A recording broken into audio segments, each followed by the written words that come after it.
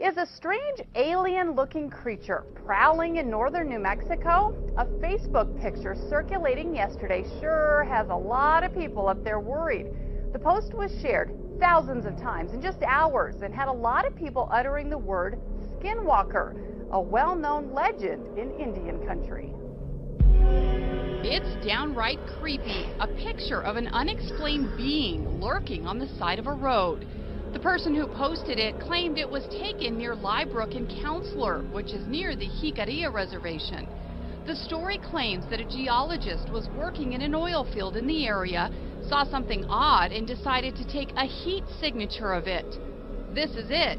The next day, the geologist suddenly quit. The story spread like wildfire, people saying, seriously freaking out, "Yikes, I'm driving through there tomorrow.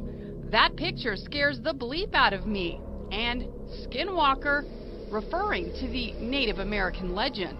And either he left this bloody drawing or the perp did.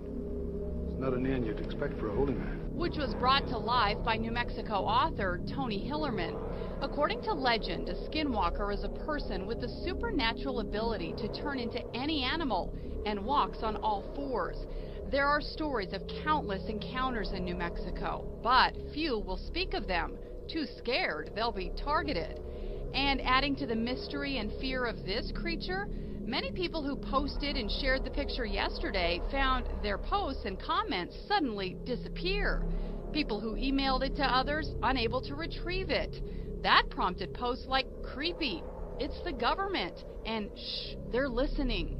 Now, the New Mexican who posted the image yesterday on Facebook has since taken it down, saying she shared it because others had.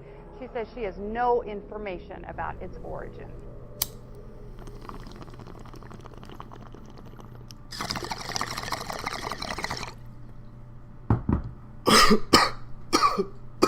Oh, shit. This is the Weird Shit Podcast. Is that a joint, man? And I wouldn't flaunt your ignorance. Logic is an enemy and truth is a menace.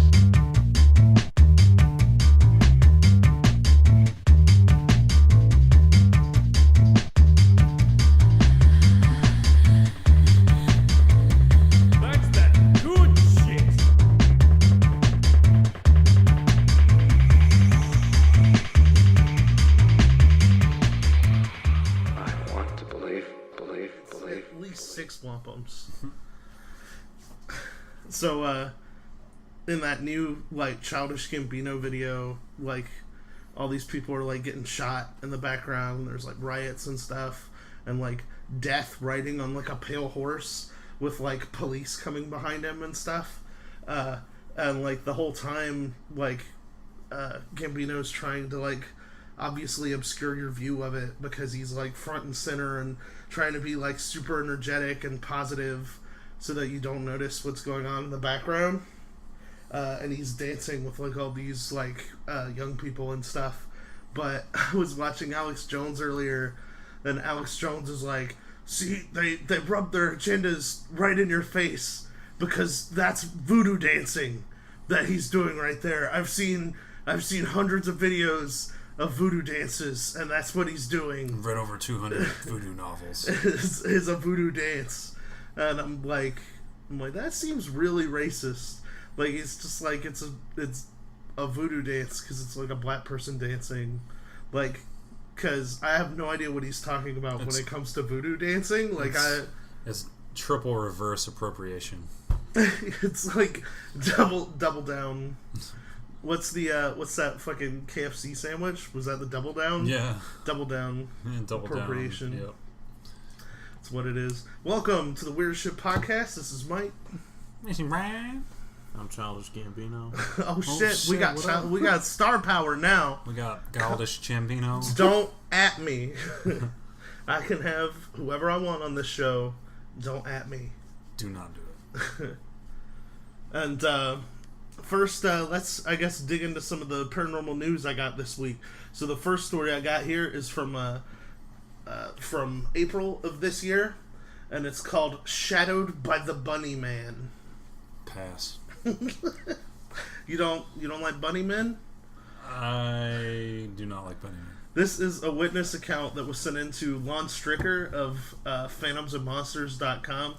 I'm just gonna go ahead and guess that this is a dude who's terrified, and he's just being shadowed by a furry. I went to a furry convention one time. Why? And they just keep following me. I don't understand where they come from. Tried to unsubscribe from their newsletter. They send it anyway.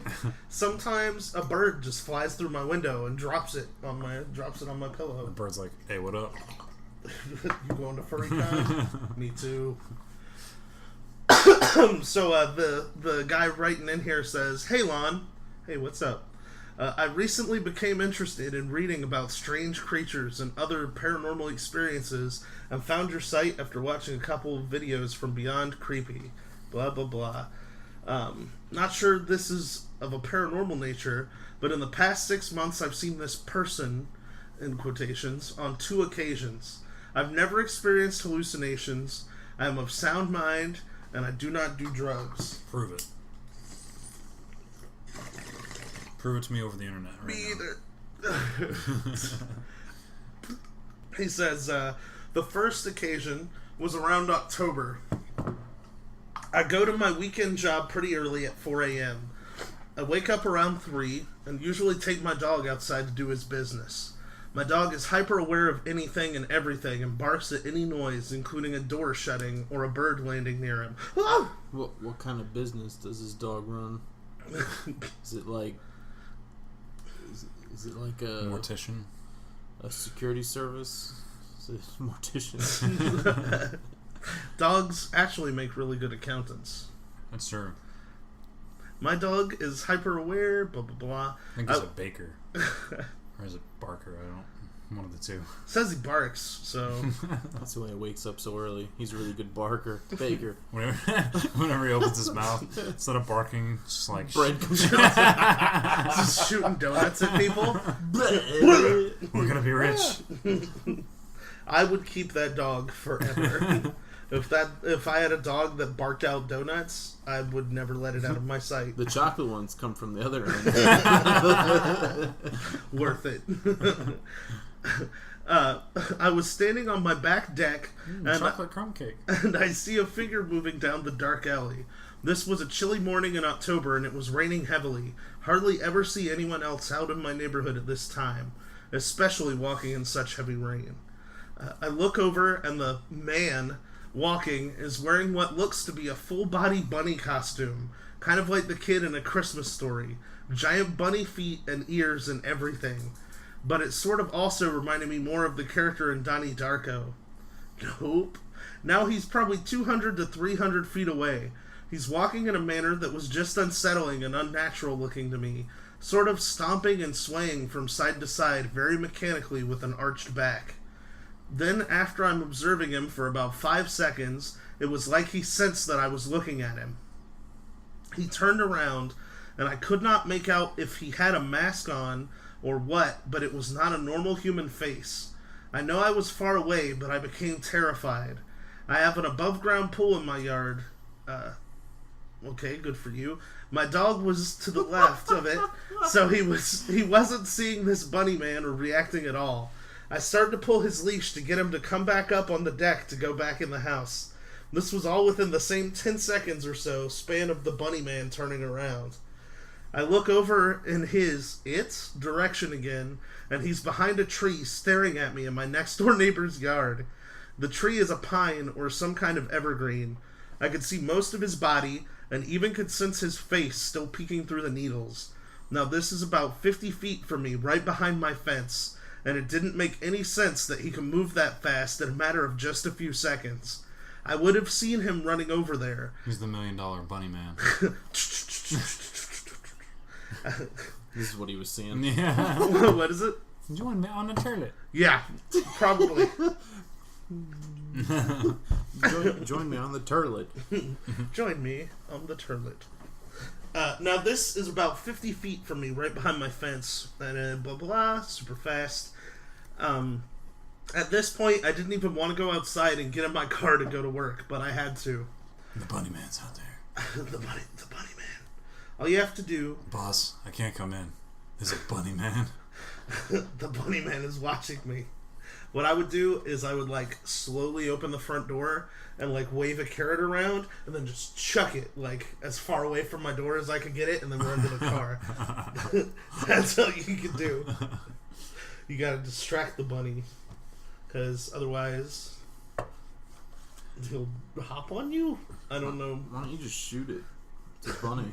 Because if Looney Tunes has taught me anything, I would just end up shooting myself if I tried to shoot a bunny. Win-win. So, then just last weekend, I was walking my dog at a nearby state park. It was in the afternoon. It's in the bluffs along the Mississippi River in southern Illinois, probably about 30 minutes from my house. There's an old wooden cabin-style building on the property grounds near the parking lot. I'm not sure its original purpose or if it's still in use. We'd been there for about an hour and a half, and my dog was panting pretty heavily. He has a thick fur coat, and I forgot to bring water in a bowl for him, so I decided to turn back. When we were almost back to my Jeep, I look up at the cabin, and sure enough, there is this same bunny man walking in the same unsettling manner. He's walking away from us towards a trail that runs along the left side of the cabin if you're facing it. This time, my dog barked at him, so I know I wasn't the only one seeing him. It was crazy. I couldn't believe I saw him again. My dog is very big and strong. A Great Pyrenees? Whatever that is. So I'm Great Pyramid? Yeah. He's just dragging a pyramid on a leash. So I'm pulling him as hard as I can. Pyramid's just like pooping out chocolate bread. So I'm pulling him as hard as I can and sort of sprinting to the car, which is about 100 meters away. I turned around for one brief second, and the bunny man was on the other side of the cabin now, peeking his head around the corner. I didn't get a great look at his face, but it looked sinister. I saw no recognizable features besides a terrifying grin and large dark eyes, but it was obscured by the shadows of the roof and the nearby trees. Fuck that.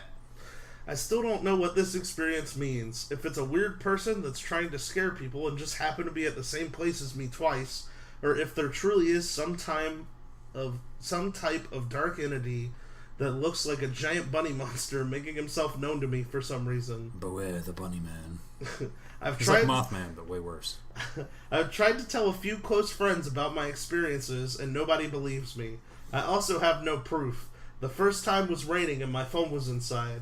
This time I didn't even think about pulling my phone out and snapping a picture when both my hands are occupied pulling on my dog's leash and running. How convenient. So that's kind of fucking spooky. What if he's like Mothman, but only for like bunny-related tragedies? It's like he was trying to warn him about the like remake of Looney Tunes where they're gonna make it gritty. That's coming. What if like he's just a serial rapist because he's pretending to be a bunny, so he's constantly trying to make babies. That's horrifying. And he just wears a bunny costume. Yeah, well, I mean, yeah, that's how he gets off. That's what I'm saying, because he's role playing as a bunny all the time. So he's like, I'm a bunny. It's not rape; it's in character. Yeah. Mm-hmm. God, can you imagine playing D&D with that guy? He just comes around and he chews on stuff too, because his teeth don't ever stop growing. So he has to constantly chew on things. Otherwise, they'll grow back into so his brain. he chews through people's doors to get to them. This is getting way too scary. He like chews through, and then he's like, "What's up, Doc?" You're like, "Oh shit!" To like grab a shotgun, and then he like twists the barrel and he shoots you in the head. Just like bends it. Where's Elmer Fudd when you need him? I know. Elmer Fudd, but he never won.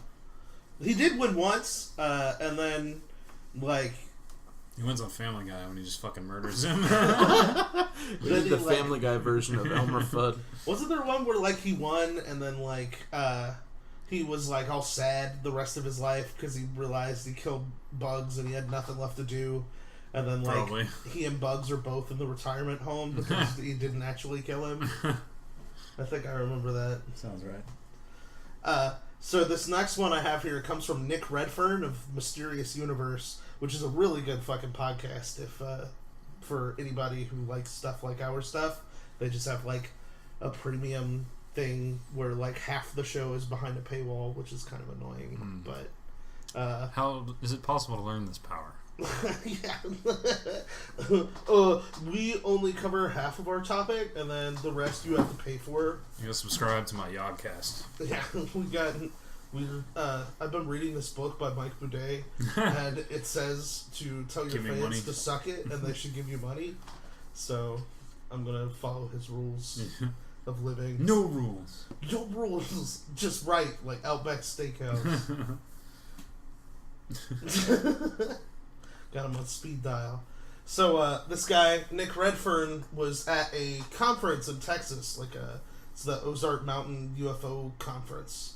And so this guy comes up to him. The guy's name is Mike, and he's like, Mike. Guess what day it is? And this guy Mike is from Wimberley, Texas. Monday. And he says, and he tells him the following story. It all went down late at night, as so many of the encounters with black-eyed children do. It was around 11:15 when there was a knock on Mike's front door. He went to the door and looked through the spy hole. The late-night visitor was a very skinny young boy dressed in a black t-shirt and black jeans. Mike cautiously opened the door a few inches and asked the boy what he wanted, as the boy kept his head held low and looking to the ground. According to Mike, the boy asked for money so that he could get something to eat. But things just didn't seem right, said Mike. It was, he said, as if the plea for cash was just a ruse.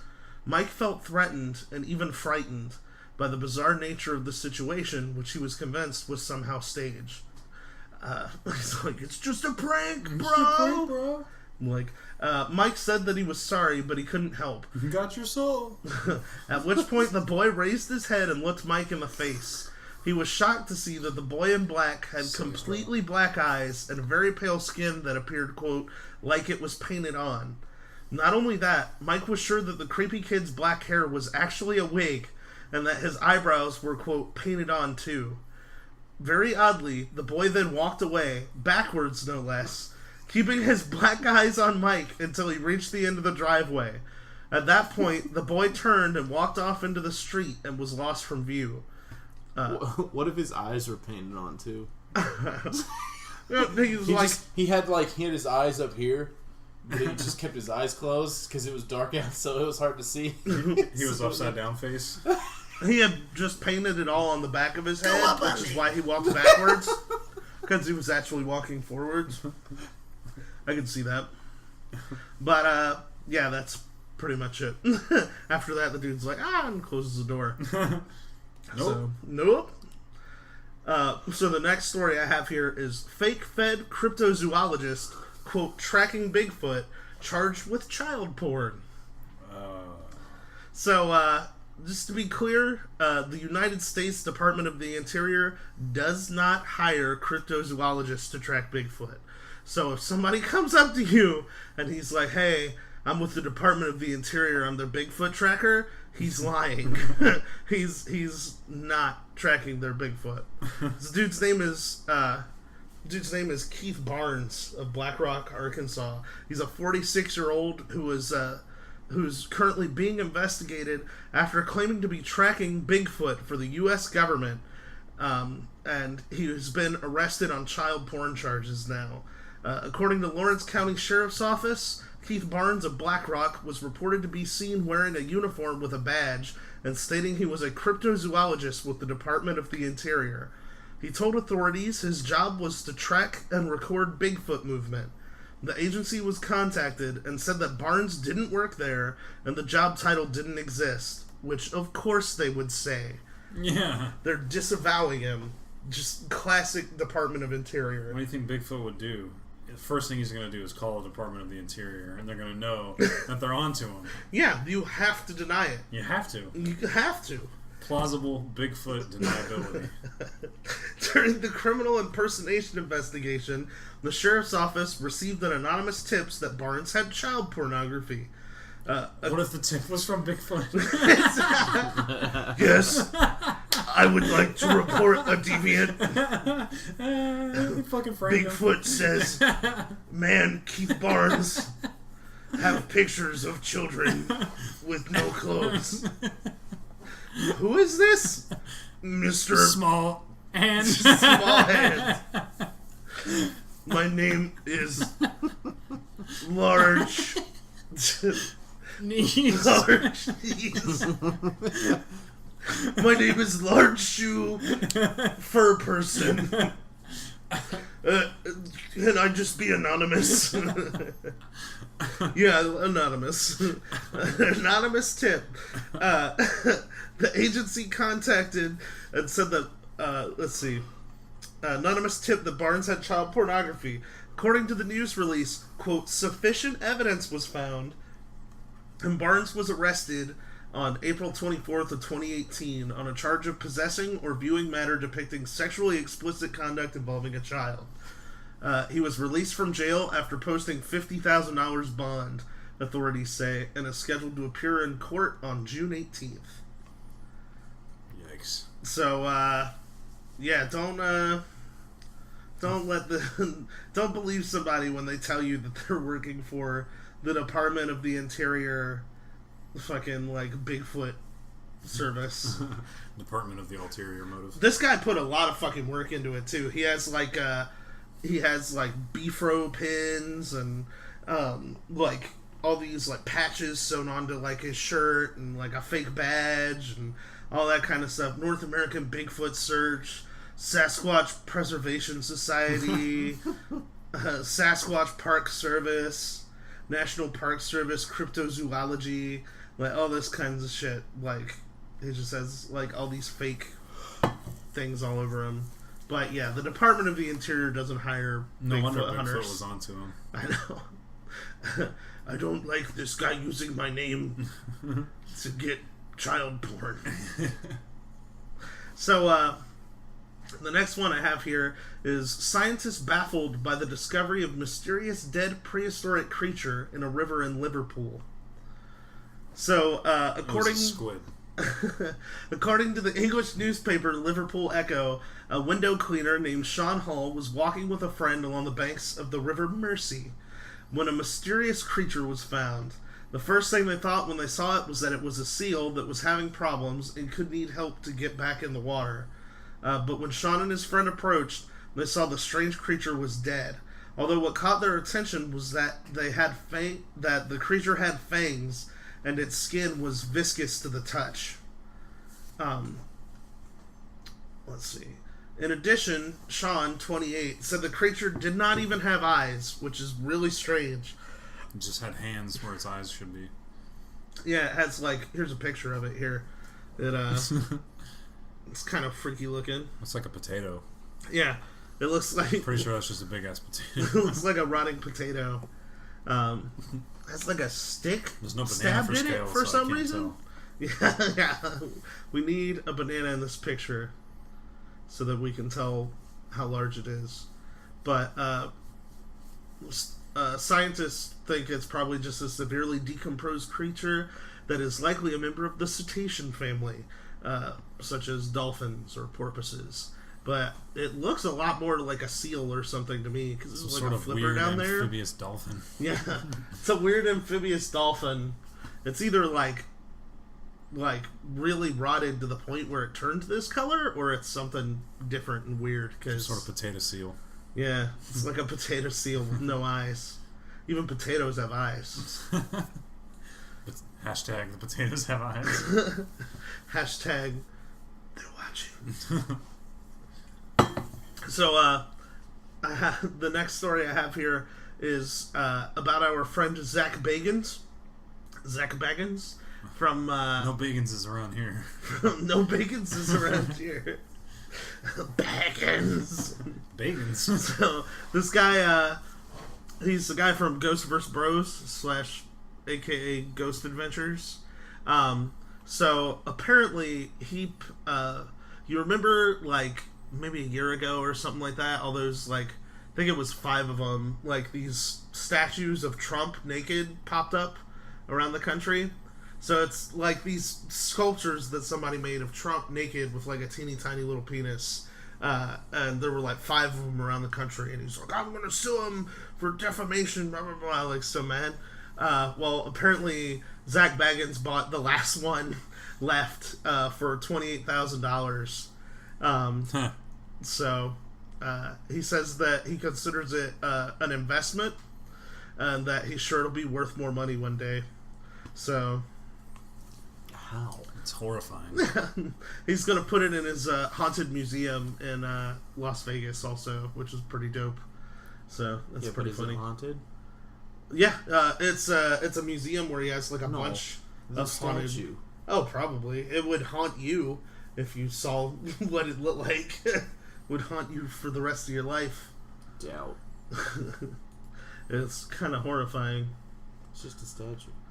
So the next one I have here is one in what I'm sure is going to be a recurring theme throughout the course of us doing this show, which is somebody claiming that the end of the world is going to happen soon. Never. Apparently, someone's going to get it right eventually. There's this video that popped up on YouTube. The end of the world is now. Okay, now. Okay, now. Man, if the world blew up, I swear. Soldier. So this video popped up on YouTube. This guy's like, oh, I'm a time traveler. I'm from the year 2030. And he says that an alien invasion will happen 10 years from now.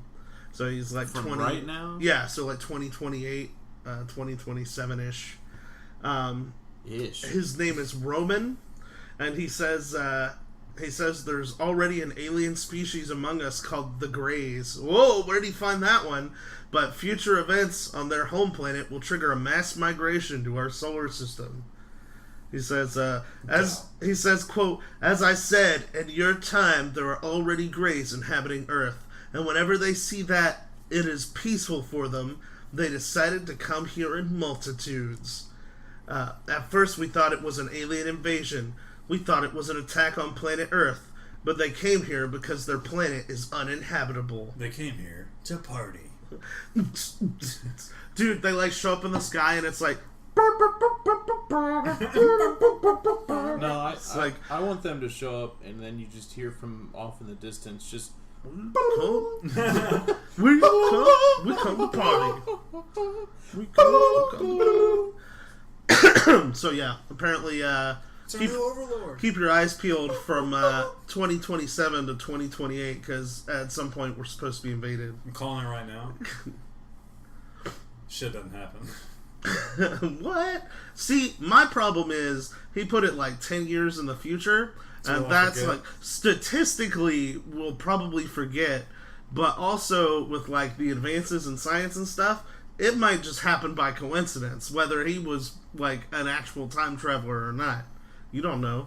If he's a time traveler and that's the only information he brought back with him, then I'm pretty sure he's retarded. Because if I went back in time, I would just live my life as an anonymous rich guy who made some insanely lucky investments. Like, oh man, I went back 10 years. I want to invest in Amazon. I would write. I'm going to invest in Google and like all these other things. See, I think you're right. He did come back in time, but he is mentally handicapped. See, if I was a time traveler, I would go back in time and I would be Smash Mouth. I would be Jesus. I could see He it. dies. Yeah, but you get to come back. Twice. You get to come back. He died twice. I thought it was 3 times. That's even worse. It's just making it worse. Get to wander through the desert for a while.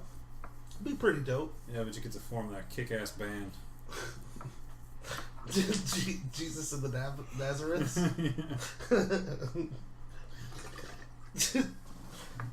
Hell yeah.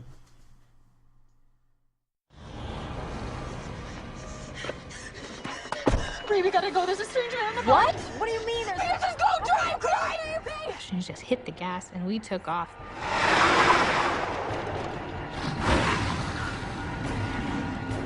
Bree? What? Please? Suddenly, this dark figure is just like coming out of the mist. What are we gonna do? Oh my God. Bree and I just kept going.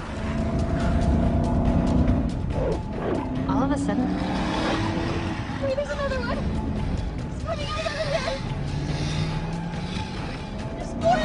Going as fast as I can. it was like something out of my worst nightmares. Go faster, please. Go faster. I can't go any faster.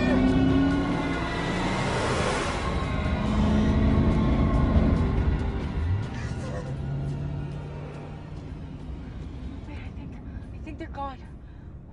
They eventually just vanished.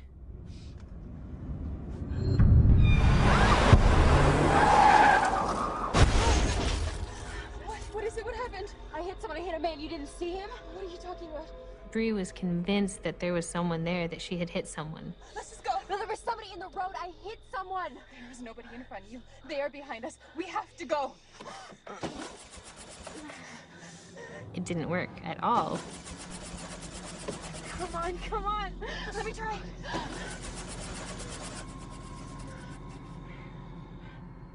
Nothing. What was that?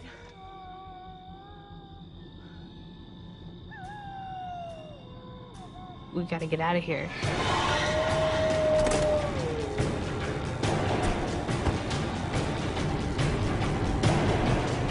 I was panicked. I could feel there was something wrong. I had to get home.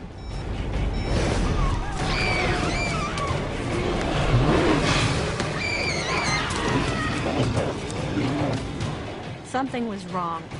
There was a sense of danger.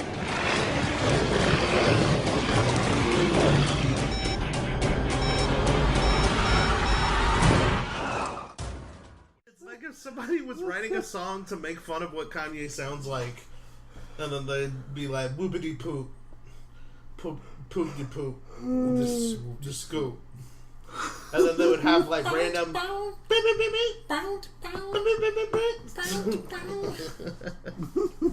so fucking stupid.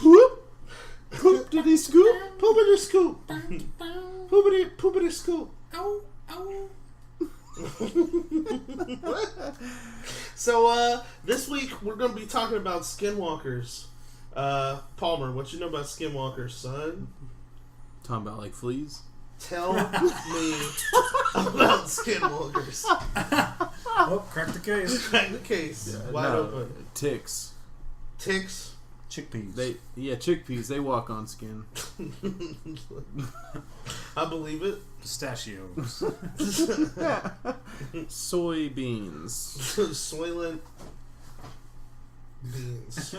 Is a skinwalker like a Native American that skins a buffalo? They're a skinwalker. You were really close. Damn, almost had it. Almost had it. So, Ryan, what do you know about Skinwalkers? Aren't they like wargs from Song of Ice and Fire? Yeah, kind of. Honestly, that is pretty close to what they are. So, a Skinwalker, also known as the Yi Naaldlushii, Yi Naaldlushii is a type of harmful witch who has the ability to turn into, possess, or disguise themselves as an animal. They can also disguise themselves as a person or possess a person as well. Basically, in the Navajo language, Yi Naaldlushii translates to, by means of it, he or she goes on all fours. So it's like the one who goes on all fours is basically what it is. Well, perhaps, like, usually this thing is found in, like, Navajo culture, but it's actually, like, all over the Southwest. Like, there's a lot of different, tribes and groups that are like, no, Skinwalkers, that shit's real. So, usually, as far as, like, legend goes, they're associated with things like trickster figures, like a Nazi or like a kitsune in Japan and stuff like that. It's like a thing that just wants to pull tricks on you, right? But usually those are associated with death. It also has the ability to possess living animals or people and walk around in their bodies by locking eyes with them. Skinwalkers may be male or female, but usually they're dudes when they're spotted. Basically, these things are people who received supernatural power by like breaking a huge taboo. So the way it works, the way you become a Skinwalker Give is somebody an upper decker. yeah. Give them an upper decker. Sell them bad weed. Like, don't say bless you when somebody sneezes. Oh, that's fucked up. You want their soul to get free? Like, you gotta say bless you, otherwise their soul's gonna escape. No, I think you gotta sneeze into their nose.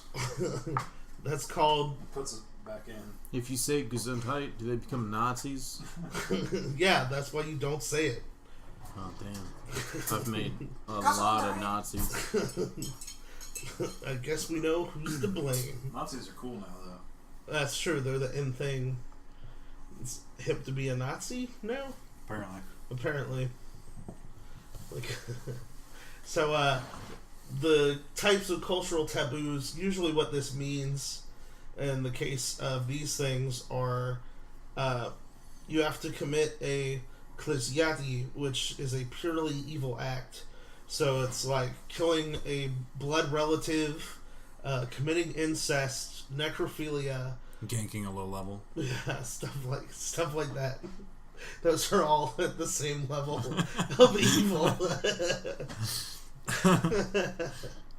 Fucking not even worth honor. Not tipping your waitress. Like stepping on somebody's shoes. Leaving like little pieces of Fruity Pebbles in the bowl after you're done eating, so it turns into that cement shit that you can't scrape out. That kind of thing. These things use like magic to curse people instead of like healing them. And the reason why there's so few female ones is because supposedly in the culture it's generally thought that only childless women can become witches. So like if you have a kid, you can't be a witch anymore. So you can't be a Skinwalker. So these things are most frequently seen as either a coyote, a wolf, a fox, an eagle, an owl, or a crow.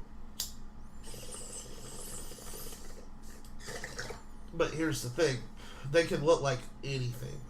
Like, those are what they're, like, commonly seen as, but they can assume whatever animal form they want. I'd be a chipmunk. I'm gonna be a butthole. A butthole animal? Yeah.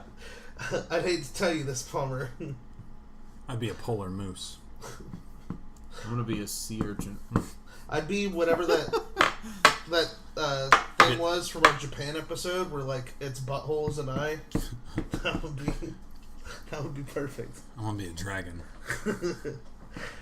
I want to be called Spaghetti. Hey, Spaghetti, I don't fucking care. I want to be a Corvette. So, but they can literally turn into any animal. Basically, it comes down to like. Does it make the Transformer sound when they turn into? I don't know. We'd have to ask them. Jet Li style. It's just like me and you staring at like a fucking like staring at a Skinwalker in the front yard. How do you know if someone's a Skinwalker? Do you have to burn them?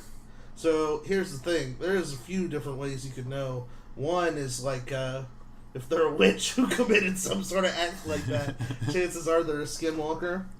Another one, which is the one that freaks me out the most, is Skinwalkers smell like rotting meat. Is like supposedly what they smell like. So, but like what freaks me out the most about that is like I wasn't even high or anything, but I'm like out front having a cigarette like just a few days ago, and all of a sudden I just got hit with this stink of like roadkill. Like, you know, when like something has been like rotten in the sun for like a couple days. You ever driven past one of those? Mm-hmm. Like it was like that, but it was for like about 5 seconds, and then it was gone. And then I haven't smelled it during the day at all. But then again, the next night I smelled the same thing, and then didn't smell it during the day. And then when I bumped into that fact when I started researching these, I was like, that's weird. Because another thing that supposedly is like something that draws them is talking about them. Or Skinwalker says what? Skinwalker says what? So you can draw them just by talking about them? Yeah, just by discussing them. Man, so like a lot of cool. A lot of the native just like stare at a sheet of paper, just like Skinwalker. I have to draw you. Skinwalker. Draw me like one of your Skinwalkers. The Skinwalker's just like, draw me like one of your Wendigos. Just like laying on the couch. Man, girl, you smell like meat. You smell like rotten meat, girl. So these things are kind of fucking creepy. They also another way you can tell if it's a Skinwalker or not is it'll look off. Like a lot of times it'll look like its skin is like rotting a little bit, or like it doesn't fit it right. Like it'll have arms that are too long, or like if it's an animal, they never have a tail. There's another thing too. So was Michael Jackson a Skinwalker? Yes, probably. He was a moonwalker. It's a completely different thing. I played that game. It was dope. So he was actually just filled with cheese? Yeah. He was actually a sentient cheese person who wore skin to blend in and make beautiful music. He was from Cheesy Alpha 5. I don't go outside. No, it's too hot out. Oh no. I'll melt. Oh no. So another way you can tell is if they turn into an animal that typically has a tail, they don't have a tail, which is kind of weird. They also have either red or yellow glowing eyes. So like people's eyes don't do that in the dark. Like I'll just turn into a bear. People don't realize bears have tails anyway. Because it's a sign of night vision. So, like, when your eyes glow either red or yellow at night. I'd be a wombat. They don't have tails. I think I'd be a spider monkey. I would be. They're nocturnal. So here's my question: the night vision would come in handy. How would that work if they turn into a snake? Because isn't it all tail with a snake? Yeah, it's like literally head, and then the rest of it is tail. It'd just be a head. So like no, you turn into a rattler snake, but the rattle gets cut off. So then you're super dangerous because you don't know they're there. That'd be pretty spooky. Oh shit! Is that a rattlesnake? No, it's got a rattle. And then it bites you anyway. Ah, fuck! Now I'm a Skinwalker. So I guess I'll die. Another common belief is that Skinwalkers will be white when they're in their animal form. So it'll be like a white deer or a white coyote or things like that. So are we Skinwalkers? I'm white. Are you a witch? Tail. Yeah. Then yeah, you're probably a Skinwalker. Damn. So the Navajo believe that if you ever lock eyes with a Skinwalker, they can absorb themselves into your body.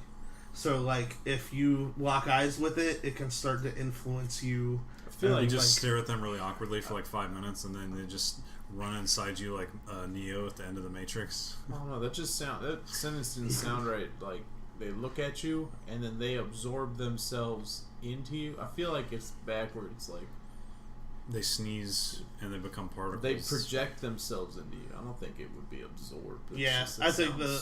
I think whoever wrote that sentence is a fucking dope. So, but yeah, they just look at you and you immediately turn into a sponge. And they're the water. Yeah. Drink it in. Wow. So, another belief is that if you make eye contact with them, your body will like and you like freeze up with fear, and they'll like use that fear to gain more power and more energy. Just like Zeus. Was Zeus a Skinwalker? Probably. He was turning into all those animals. That's true. He was. It's said that to even say Skinwalker out loud will attract them to you. Skinwalker! As if you've been marked. There's gonna be a lot of Skinwalkers outside the door. There are so many fucking Skinwalkers that are so pissed off right now. They're stacked out there like zombies. They're also, like, when they're in their human form, they're supposed to be, like, super hairy. Which, again, super hairy? Yeah, which, again, speaks to you being a Skinwalker. So, I'm starting to look at you a little sideways now. What does it say about Robin Williams? Holy shit. They also could wear animal pelts. Like the animal pelts are like a perfect version of whatever animal that they're supposed to be representing. Oh shit, Skinwalkers. Oh shit. So, I didn't order a bunch of angry... Why do they all have red eyes? I didn't order a bunch of Skinwalkers. Why are they so hairy? So, since they are, It's just a bunch of moonwalkers. Since Skinwalkers are shunned and despised, people usually will try to hunt and kill them, but usually that's not successful. You need like a polonium bullet. Yeah. So, like with werewolf stories, if you like hurt it while it's in its animal form, that same wound will show up on them in their human form too. So like if you like cut its leg, and then you like go like cut its front leg or whatever on like a coyote that attacks you, then like you bump into like Bob at the grocery store and Bob has like a fucking gash across like his like arm or something, then you're like, you gotta kill Bob. You gotta kill Bob. No questions Because he's a fucking Skinwalker. That is not the cops a paranoid will delusion. believe you too. Yeah. If you do it, you gotta do it, and like... I thought you said that they didn't do that. I thought you said that was werewolves. I said like werewolves. Oh, okay. So... Could a Skinwalker who locks eyes with a werewolf take over the werewolf? Holy shit. That would be terrifying.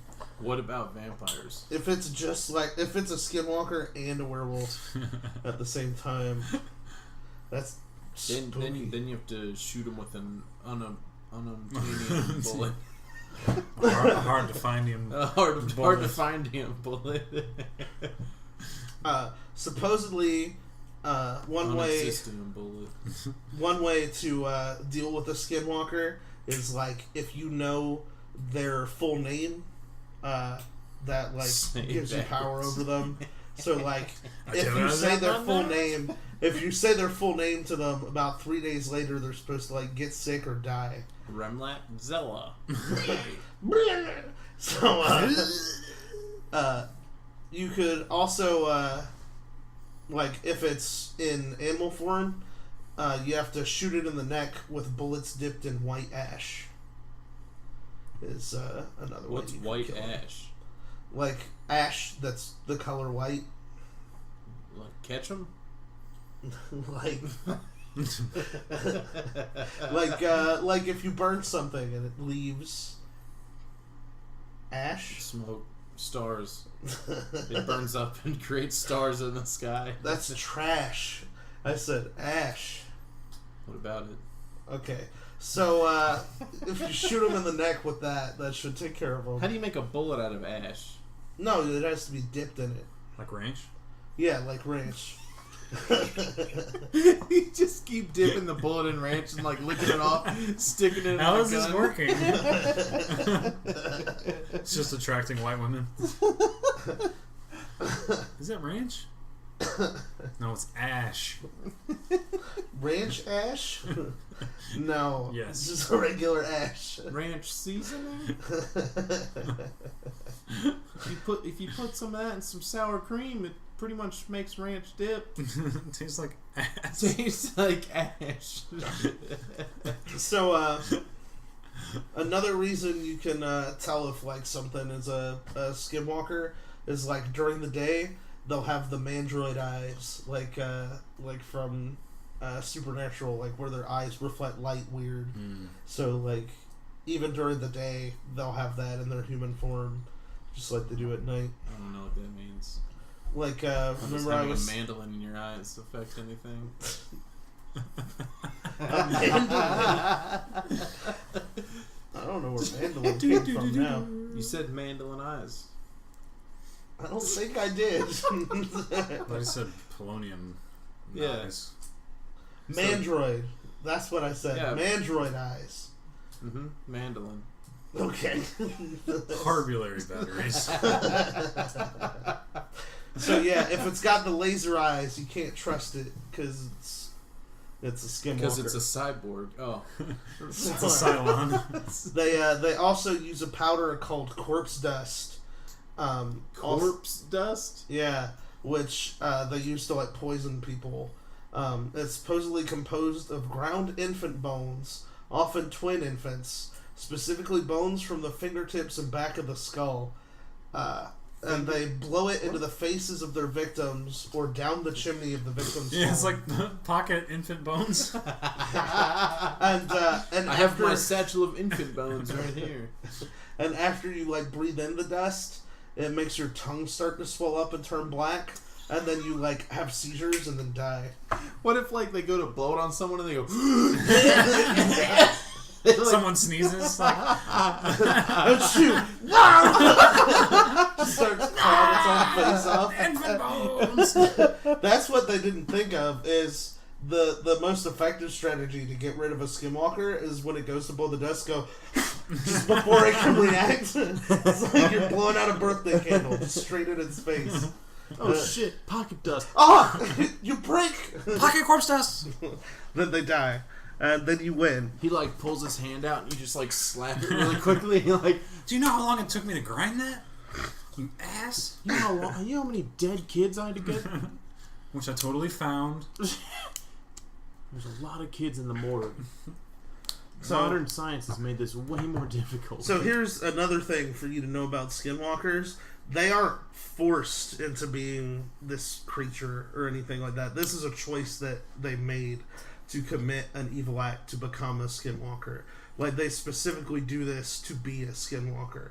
So they want that evil and that power and all that stuff. They bring that onto themselves. It's not like a werewolf where like, fuck, I got bit by a werewolf. Shit, I'm a werewolf now. So how do I sign up?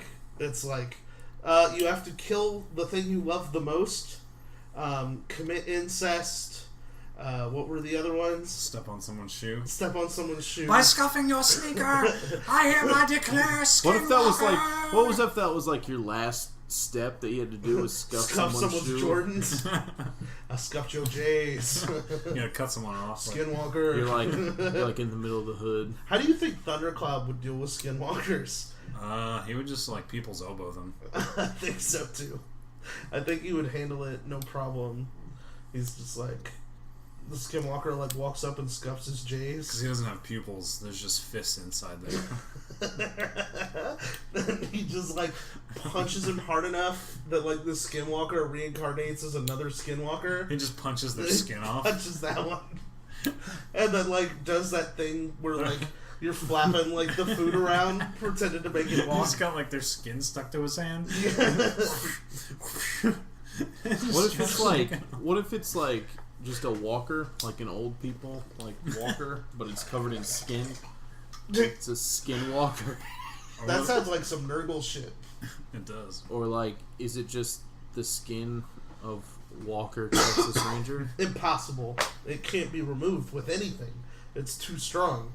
The only thing... Have you tried pocket bone dust? Here's the thing. Just like the only way you can cut a diamond is with a diamond, you would have to find another Walker, Texas Ranger somehow use that one to cut him. The skin You'd have to of the him. other Walker, Texas Ranger. He has kids. Just like use them as a chisel. Those aren't walkers though. They are walkers though. They're like they're demi-walkers. That's like saying that like Hercules versus Zeus. That's what it is. Like Zeus, full-blooded god. Hercules, half god. There's only so much they could do. I don't know. I think it would work. We should try it. Tales of Skinwalkers, as told by Native Americans, are exceedingly rare because of the Navajo dread of the shapeshifter. For good reason. It is a taboo of the First Nation people to talk about the Skinwalker, or write about it, or even think of it. However, some of the younger generation no longer keep faith with the tribal prohibitions. Before pale-skinned invaders from Europe set foot on American soil, in some tribes, Skinwalkers were the good guys. The Navajo would choose the best warriors to spy on other tribes, such as the Apache or the Hopi. At night, these warriors would disguise themselves as, or transform themselves into, coyotes, and by infiltrating a neighboring village, could learn if the enemy was planning a raid against them. Only after the Europeans overran Native American land, crippling their culture, did the Skinwalkers begin to turn against their own tribes.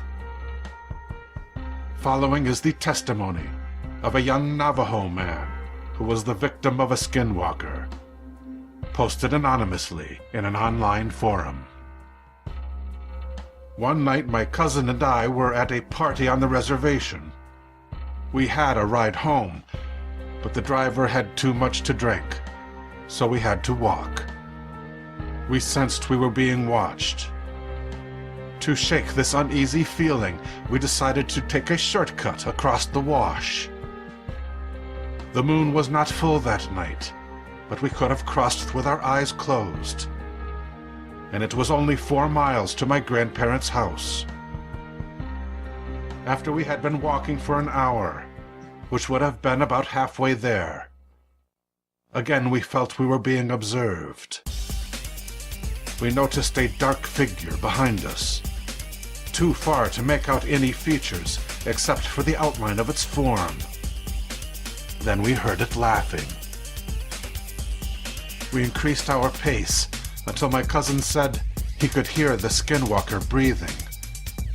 Then we broke into a sprint. The sound of its laughter continued to follow us.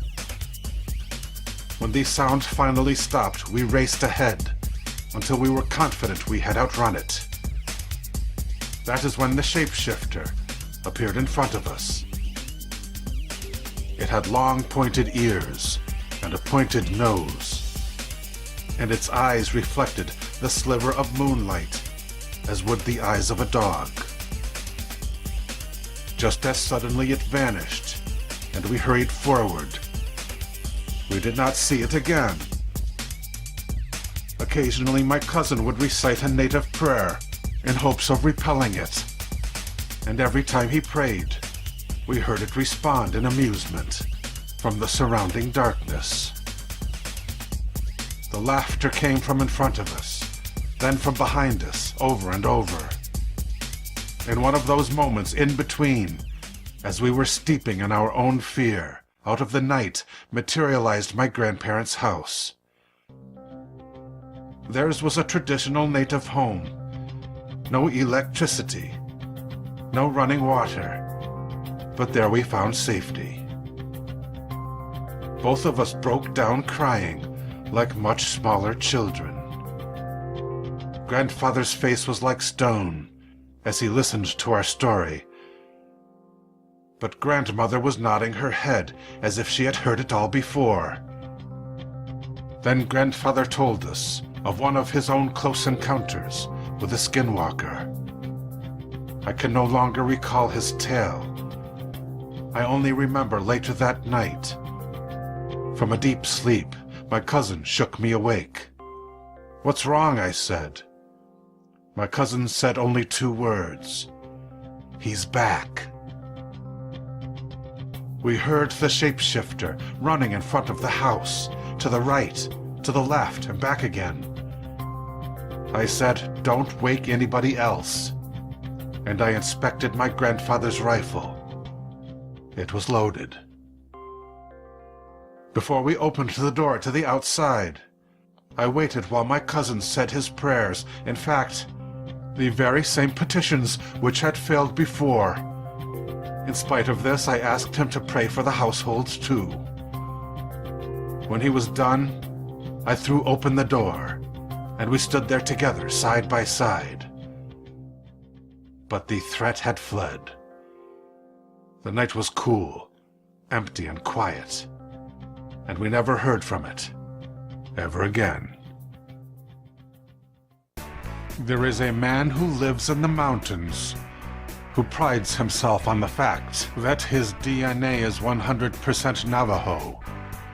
For the fool or the wise man, he has one piece of advice for those who wish to bait and attract a shapeshifter. Wait until nightfall. Rub ashes on your face, and then speak of it out loud. The Skinwalker will do the rest. So, the other thing about Skinwalkers, I got their, some of their fun little bag of tricks that they got. One, Skinwalkers can shapeshift, so they can turn into another animal or, like, person. Like, a lot of times they'll try to look like a family member of, like, yours, just to try to, like, trick you. They also have supposedly like a telepathic link with each other to make them better at like hunting and stuff. They can like speak to each other basically without speaking.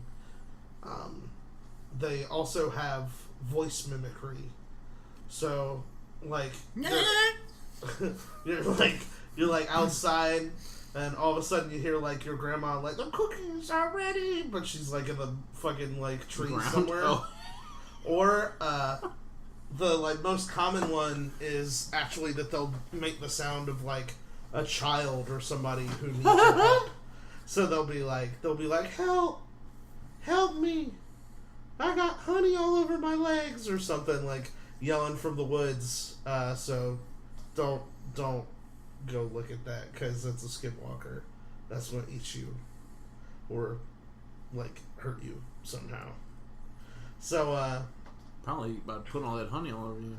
They also have witchcraft, so they can like cast spells and like dominate you through like spellcraft and curses and things like that. They also have superhuman strength, and superhuman speed, superhuman agility, superhuman durability, and superhuman senses. Basically, they take on the aspects of animals, and they like gain that ability themselves. I bet a gnome could still take one out. I don't know how much. So gnomes have 8 times the strength of a man. We've already established that. How much times the strength of a man does a bear have? Because I would assume if a Skinwalker can take the powers of any animal, probably a bear would be the strongest. I don't know, man. Like land animal that they could take the strength of. I would take the strength of a moose. or a elephant. An elephant would be a good one too. Gnomes are a lot more concentrated though with their force. they're packed in a smaller space. They hit you, when they hit you in that smaller. It's like being punched with a needle versus being punched with a hammer. Well, like a mallet. A Nerf mallet. A Nerf mallet. They can also regenerate very quickly. So, like, if you fuck them up, the next day when you see Bob in the supermarket and he has that cut on his arm, it's like a scar. Like, it's not like a fresh wound. It's like, suddenly it's like scarred over, but obviously in the same place you cut the Skinwalker. So, unless you use a diamantium bullet. Yeah, diamantium. Well, there's some, so there's the bullet dipped in ash. You could also dip any weapon in ash. It doesn't have to be a bullet. So, like, what happens if you dip them in ash? like the Skinwalker, just cover him in ash. I think it'll probably be fine. And then shoot him. Yeah. like you're like, yo, Skinwalker, and they like come in, and on top of the door, like you had it cracked open. Just a bucket of ash that just dumps on his head. And then you'd go like that. Prepare to suck ash. And then, because of the ash, the act of you insulting him would hurt so bad that he would just die from it. No, you dip your middle fingers in ash. Yes! And then give him the double finger, and then it's like, just explodes. And then you just slap him. What if you dip like your hands in ash? Slap him and his face comes off. What if you It's dip like, both your hands in ash and then give them finger guns? Does that count? Only if you shoot mine bullets. And then that would count. Gun fingers. So, like, you could dip a knife or a really big stick or an axe or something like that if you do the ash thing on it. Nunchucks. Nunchucks. You dip a Those condom would be effective against them. in ash. Are you trying to have sex with this thing? It smells like rotten Purely meat. as defense. He was begging for it. Walking around smelling like rotten meat. Never been so hard. So, also apparently silver. They're vulnerable to silver in some of the stories too. So, you know, once I have my Winchester-esque arsenal up and running at my house, it'll be that. I think the ones problem. that were vulnerable to silver were only because they looked directly into the eyes of a werewolf. No shit, that could be true. Do you think if there was a dude who was cross-eyed and he had like silver loaded guns, like he could just go around killing skinwalkers all day? Because they wouldn't be able to lock eyes with So him. he couldn't lock eyes with them? He's just blowing them away. Or would he just lock on to two different skinwalkers? What if he used those at the same time? What if he used those? And then he absorbs into them. What if he used those the sunglasses that they give to you at the We gotta zoo? get 'em. The Cincinnati Zoo, I think, is where it has them for when people go up to like the silverback gorilla exhibit. It's just a pair of eyes, but they're like looking off to the side. So it's like he's just wearing those all the time, so he never makes eye contact. So they can't really lock in. What we need to do is get Forrest Whitaker in on this the Skinwalker Now hunting. they take or Steve Buscemi. Do they only absorb the power, or do they also get people's weaknesses? They possess you. So basically, it's like they aren't you. You take on their personality. So you take on me. What if we force them to look in the eyes of, like, I don't know, the guy from Breaking Bad who had the crutches? Would Walt they? Jr.? Yeah, Walt Jr. Would And you they just start demanding breakfast. Breakfast. Would he just like have to use crutches all of a sudden? Like, see, what if that happened though? Walt Jr. would no longer have to wear crutches because the Skinwalker would project his mind into Walt Jr. So it would be like he would be like superhuman because of it. well, no, I'm saying like he wouldn't have to worry about, because it's not like a mental thing; it's a physical thing. So like, he wouldn't just be cured immediately. I mean, if he's possessed by a Skinwalker, he would be. I don't think that's true. I don't think that's how that works.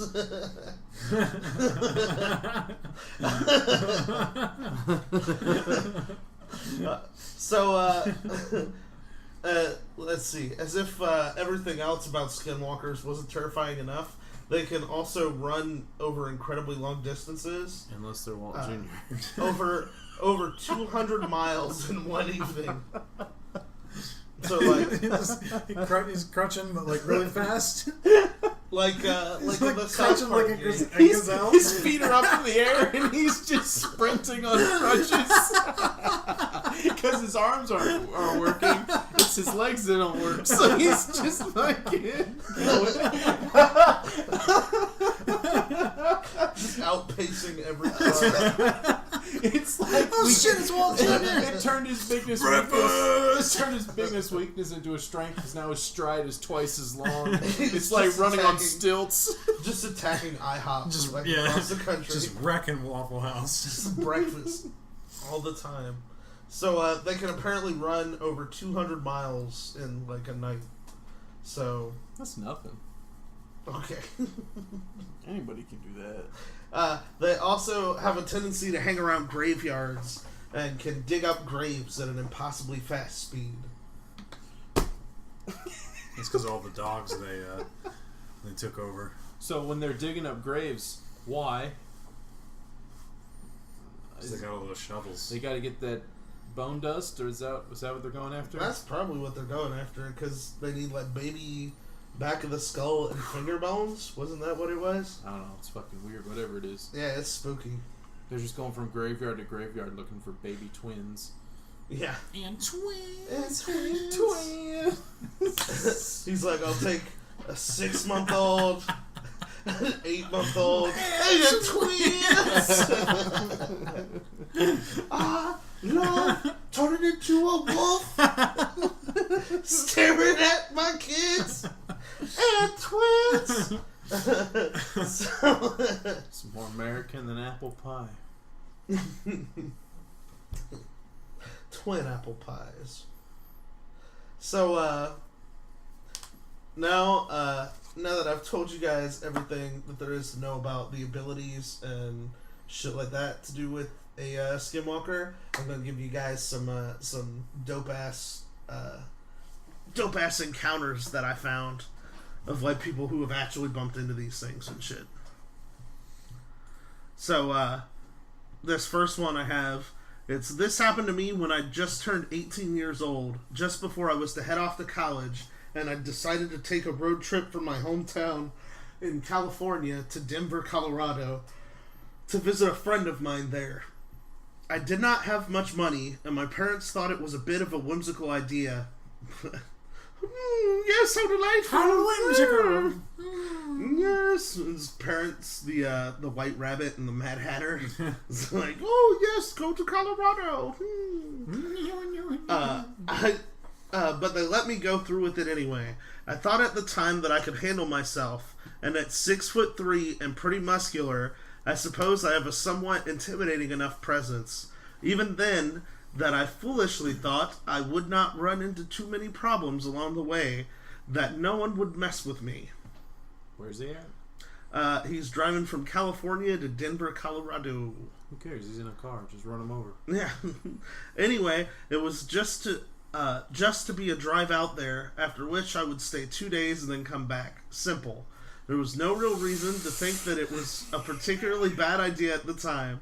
It's like Johnny Depp in the backseat popping pills. Dude, he's we can't stop here. Well, like you said, he's a perfectly healthy 6'12", 270 million pound male. But, he's only going to Colorado for the not bragging though. For the he's going to Colorado for like the 2-day ski trip.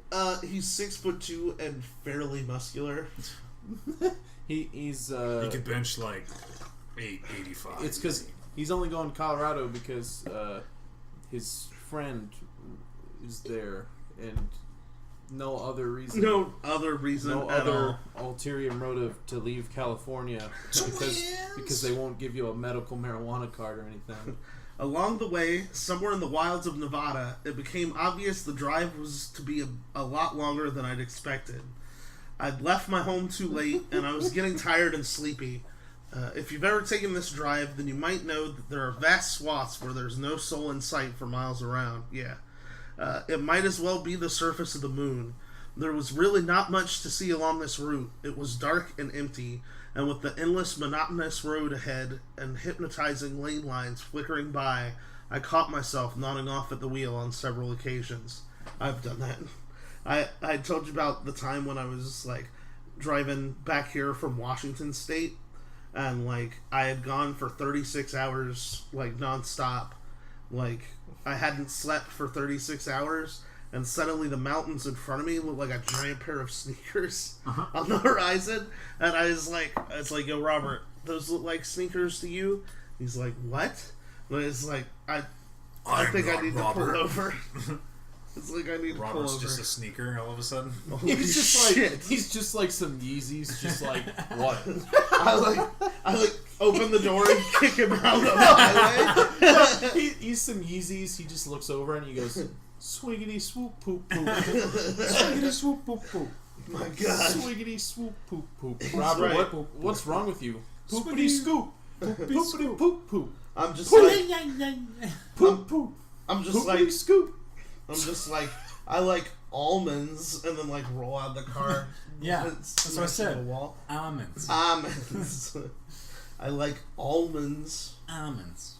So he went to Nevada. Yeah, so this guy's driving through Nevada. I feel like he went from California to Vegas and left that part out.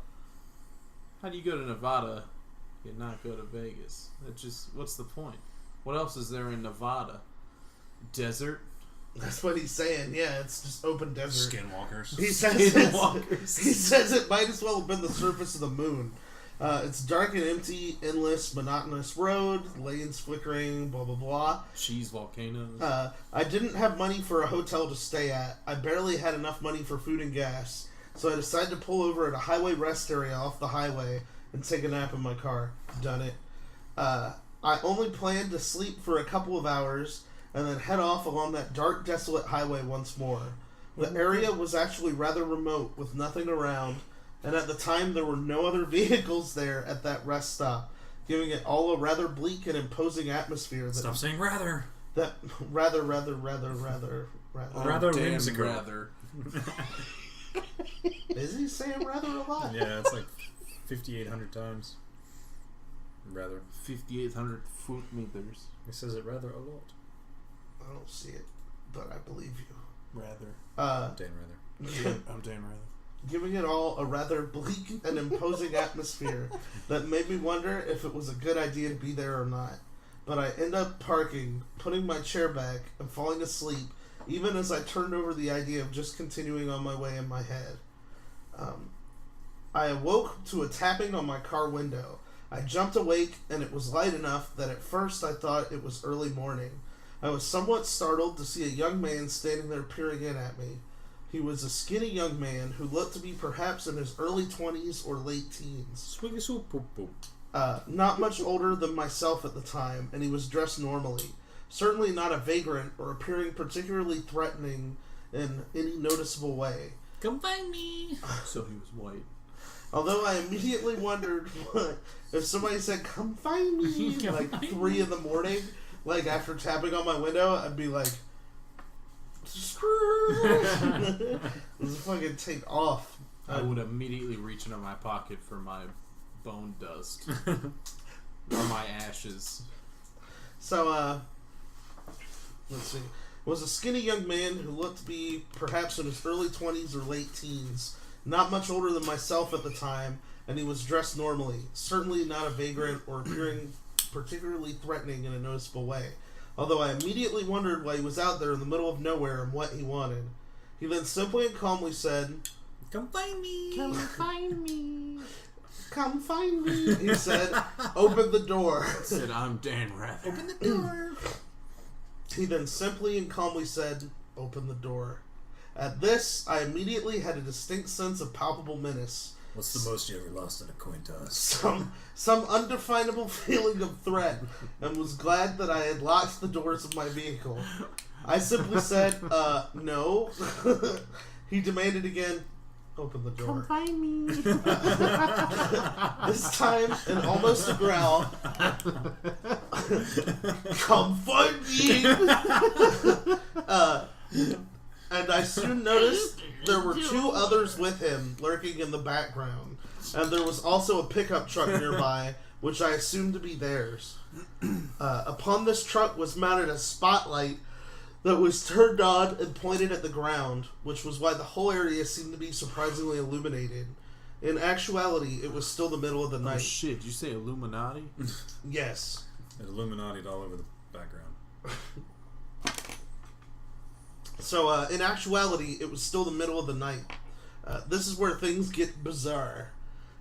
thinking that This it is where was things get really whimsical. thinking This is where things get that it was rather just whimsical. some kids screwing around. I took out a knife I'd brought with me and just held it there where he could see it, which I guess was pretty stupid in retrospect. But I remember I was just a dumb teenager, and I thought this would maybe scare them away. It in fact had quite the opposite effect. The young man became absolutely infuriated and let out what I can only describe as an animalistic howl or wail. Oh, come find me!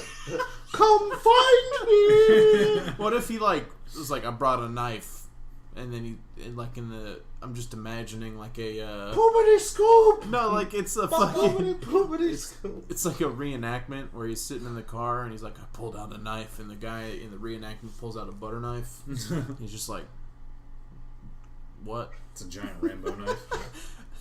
That's not a knife. This is a knife. So this thing That's a spoon. sees. That's not a spoon. This is a spoon. I've seen you play knifey spoony before. Sorry, does anyone speak Australian? So this guy, he sees this guy sees the knife sitting in his lap, Come knife me. and he's like, and he's just like, and like slams on the door, like hard enough that it shakes the whole car. It's kind of like that night where we were driving past Wendy's and I exorcised that woman. Oh yeah, That's incredible. Tell us about that. It was like the perfect stream of gibberish. That must have been her demon name because she flipped out. I'm pretty sure you guys just met a demon. We must have. She ain't a demon anymore. No, you're not Superman.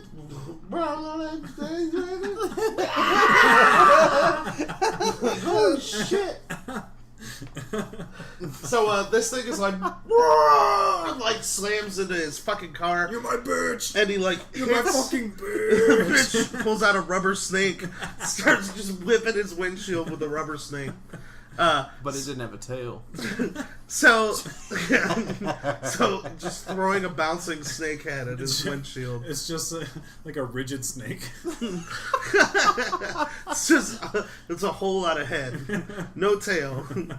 So no shaft. All head. I'll take it's all tip of the snake.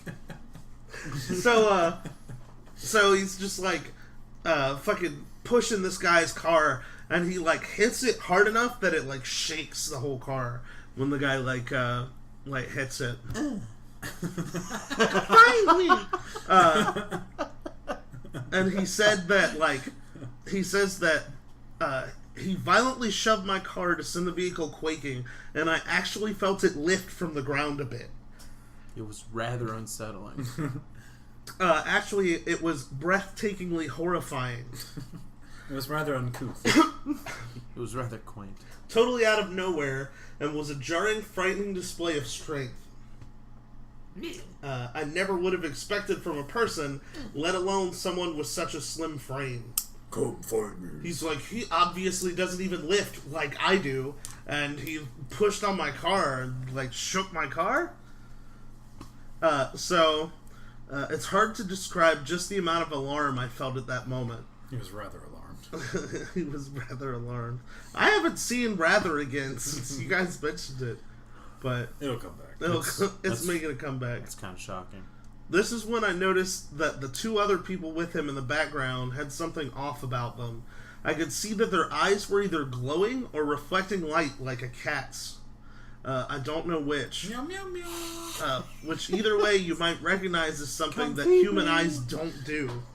It also seemed they were, I don't know how to describe it, blurry, fuzzy. Do you know how they're pixelated? You know how when you're watching a furry. TV, you know how when you're watching a TV with bad transmission and the people on the screen look jumpy and distorted? Can you imagine that? It was like that. It was like The Ring. Yeah. Fuck that. Is that some weird Californian TV? Because I don't think I've ever seen that. Did you ever not have cable? No. Goddamn kids and your rap music. They seem distorted, broken, and vague. Swiggity swoop poop poop. They seem distorted, broken, and vague, as if infused with some sort of static. It was almost as if they were tenuous, having trouble with staying in focus. Staying in reality, having difficulty existing. Or that they were quivering or moving to and fro at great speed. Story of my life. It was really very strange, and although I suppose I'm a decent writer, I find it quite hard to fully describe in words. The next thing I knew, one of them, a girl around the same age as the man, who was now panting and scowling like a rabid dog, his visage twisted and contorted beyond the thin pane of window separating us. I mean, I'm a pretty decent writer, but I'm rather affluent in the writing vestiges. I am also 6'2" and quite muscular. I'm 6 foot 20 foot meters.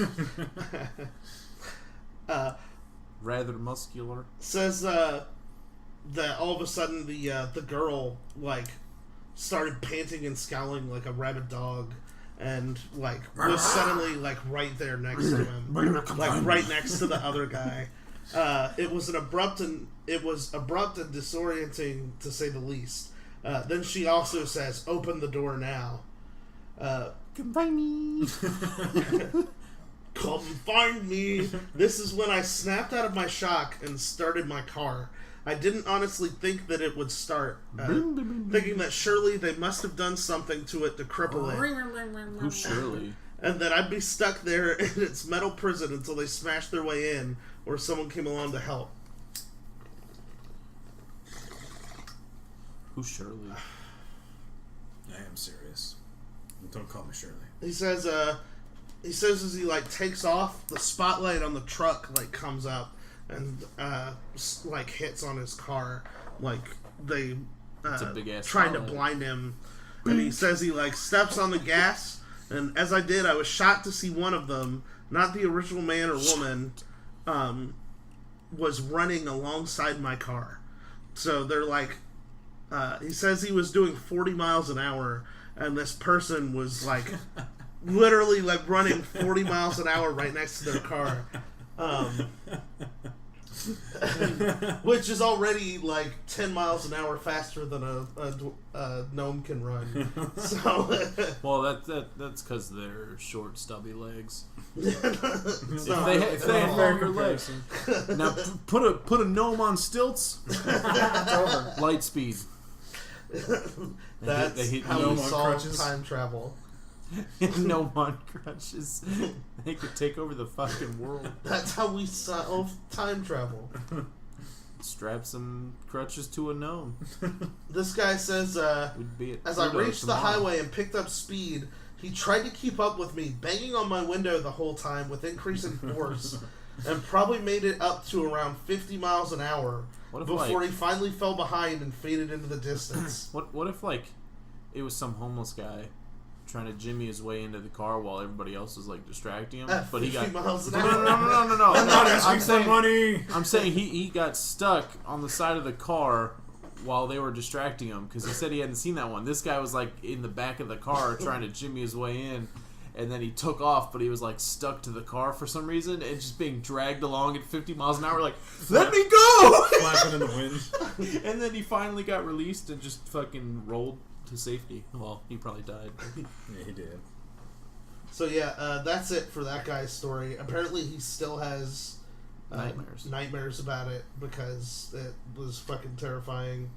Which big old puss. I mean, he's fucking 6'30". Should have just opened his door real fast and hit him. Yeah, what a puss. Can you imagine fucking driving 50 miles an hour? Pulls back on there. Swerves into a ditch. Car flips 9 times. He should have just rolled down his window like a millimeter. No, thank you. Just rolled back up. Problem solved. Problem solved.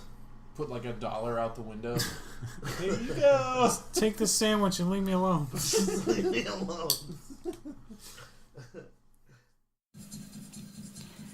During the early part of my biological parents' relationship, my mother had moved on to my father's part of the reservation in Zich, which is near Nozzolini, Arizona. In most parts of the reservation, we only have outhouses. I am recounting my mother's story. Also, keep in mind, as a child, I have held my bladder's request to be relieved many times because of this story. So late at night, my mom woke up my dad and told him she needed to use the bathroom. So they started walking to the bathroom, which is normally a distance from the house. My father was walking in front of my mother, only using a flashlight and the light from the moon that was out that night. When they got to the outhouse, my dad reached open and grabbed the door. He had opened the door wide enough for my mom to explain what she saw. A man sitting down on the toilet, painted all in white. He had gotten up, stood in my father's face, and blew a white substance into my dad's face and took off running. My mom told me my dad fell backwards and fainted, and she ran back to the house screaming and crying, telling everybody what happened. Skinwalkers, also known as Nagaloshi, are Navajo witches and grave robbers. They wear animal hides and paint themselves differently. They are known to shapeshift. Once they are spotted, they shapeshift and run away. I had later asked my mom what that white stuff could have been. She said, since they are grave robbers, it was probably grounded up human bone. Part 2. When we were young, my mom and brother never had a good relationship. Unless my mom was doing something wrong, like buying us alcohol or cigarettes. She thought that was the proper way to build rapport with him because at this point he was becoming more rebellious against her. One evening, they both had a dispute about something, and my brother decided he was going to get on his bike and ride to my auntie's house, which is about 5 miles south of Gallup, New Mexico, on State Highway 602, in an area also known as Red Rock, New Mexico, the Navajo Reservation. Keep in mind, this is around 1986. We lived in a one-bedroom house with my grandpa. You would have to drive about 3 miles on a dirt road just to find us. But the direction my brother took was an old abandoned path called the Old Zuni Road, which was a route taken to get to the Zuni Reservation. It was about evening time, so the sun was about ready to set as he rode off onto the dirt road. We had all done that walk before with my mom. During the daytime, it took a few hours, which was a nice getaway from our house. The normal route was walking up to the main highway and hitchhiking into the nearest town. I remember it had finally gotten dark. Me and my mom were sitting outside on a bench just below the area where my grandpa slept. In the distance was a Y in the dirt road. One would take you to my Aunt Shirley's house and the other one ours. We could only see a few yards in front of us. We sat and talked, and the rest of the area was pitch black. When all of a sudden you see my brother pedaling on his bike from out of the darkness. When he reached the Y in the road, he jumped off his bike and started running. I could see how exhausted he was. When my mom realized who it was and heard him screaming, she jumped up and began running towards him. He collapsed about halfway, trying to catch his breath. She held him, kneeling beside him. He panted and was drenched in sweat. My mom grew scared. She could hardly breathe and started panicking and started to cry herself, trying to figure out what he was trying to say. When we finally got him to the bench where we were sitting, we started pouring water on him from the rain barrel that collected our water. From then, he started making full sentences and said, "Mom, it just kept chasing me." From what I remembered, he said he had gotten about halfway to my auntie's house when he looked to the side and saw a shadow hunched over. He then said from behind the tree, a dog-like creature got up on his hind legs and started to chase him. He pedaled and pedaled back to our house and said the whole way it chased him, but he just kept riding as fast as he could. After that night, we had never brought it up among each other. Skinwalkers to Navajos are very taboo and would rather not be talked about. Have you heard about the Primaris Marines in 40K? No. So basically, Primaris Marines are bigger, better Space Marines that have been secretly... This is serious. They've secretly been in production for like 10,000 years on Mars. And now that they're doing their own like 40K version of the end times that Warhammer did, basically.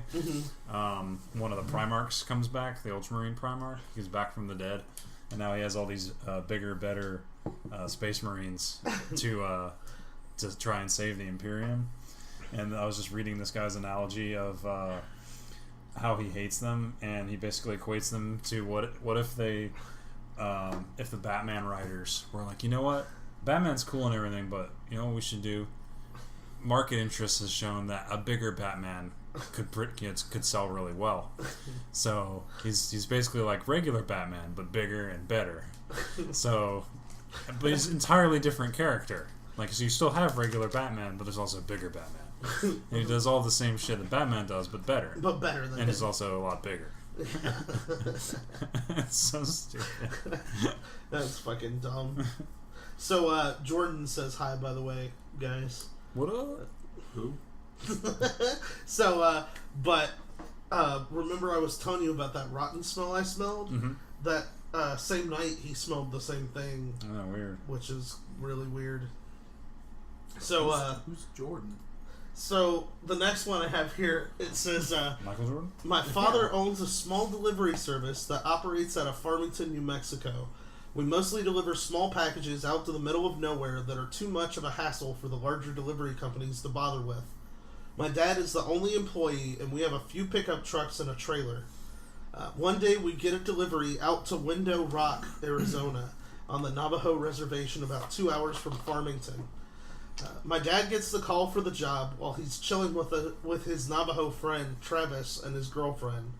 Travis mentions how he's got family in Window Rock that he hasn't seen in ages and suggests they go with him. It was about 6 or 7 at the time, and it was the summertime, so Dad decides we'll go down together.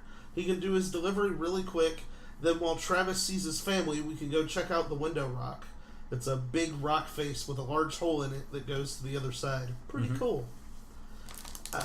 We had to convoy in separate trucks since my dad's was loaded down with freight. We decided to bring along some talkie-talkies.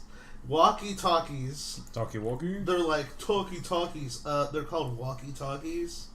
Sir? Some walkie-walkie. Talkie-talkies, please. So we could communicate with one another. We spend our time in Window Rock. Everything's generally uneventful, and we start heading home along the old highway with my dad and I in front, and Travis and his girlfriend in their truck behind us. Honestly, I don't remember most of the Window Rock trip, but this next part I can never forget. We're somewhere on the highway between Window Rock and Gallup, New Mexico. It had just rained earlier in the day, and the road was kind of slick, so we were taking it pretty slow. On the left of the highway, there's nothing but sandstone cliffs, and on the right is a huge field separated from the road by a small barbed wire fence. We crest the top of this hill, and down at the bottom of the hill, we see what appears to be a very large dog sitting back on its haunches in the middle of the road facing the cliffs. My dad calls over the radio, "Hey Trav, do you see that big-ass dog?" Travis starts yelling back over the radio, "That's not a dog! Speed up right now and hit it!" He almost sounds hysterical. He just keeps screaming, "Hit it! JJ, you have to hit it, please! What? Please, hit that fucking thing right now!" Dude, why would you run over a dog? So my dad starts to speed up, and as we get a bit closer, I can begin to see it a little more clearly. It's covered in this brown, wiry, matted hair that appears to have dried blood all over it. It's still facing the cliffs, but the moment our headlights hit it, it turns and looks at us, and it has a face. What? I don't know how to describe it other than a mix between a bear's and a human's face. It's got a face! Run it over! It's got a mix between a bear and a human's face. I'm wondering, is this like the first time they ever saw a dog? I know. I would kind of describe a dog's face as a mix between a bear and a human's face. They gotta destroy it! What they don't realize is they are about to run over the only known homunculus to ever really exist. There's this weird YouTube channel where this guy claims he created a homunculus and like from like jacking off in an egg and hitting it with electricity or something. I don't know. He's Russian. But the internet is a terrible place sometimes. It's a terrible place. He's like, I injected my semen and blood into the egg and like all this shit. I hit it with 32 gigawatts of electricity. And like he'll like put a fish in with it, like in the like tank that it's in, and it'll like emit like an electric pulse and like kill the fish and stuff. It was weird. I'm pretty sure he found the egg just outside of Chernobyl and didn't realize what he had done. Just outside he fertilized Godzilla. What have you done? Godzilla. So this dude Trav is like, you gotta hit that fucking thing. Hit it right now. So like, all right, so his name's Trav, and he wants to run this dog over. Yeah. Well, I mean, to be fair, if a dog was staring at me going, "Come find me," I'd probably run it over too. So it has it's got a face. So it has Come find me. It has a mix between a bear and a human's face. It looks twisted and distorted and almost in pain. Probably got run over.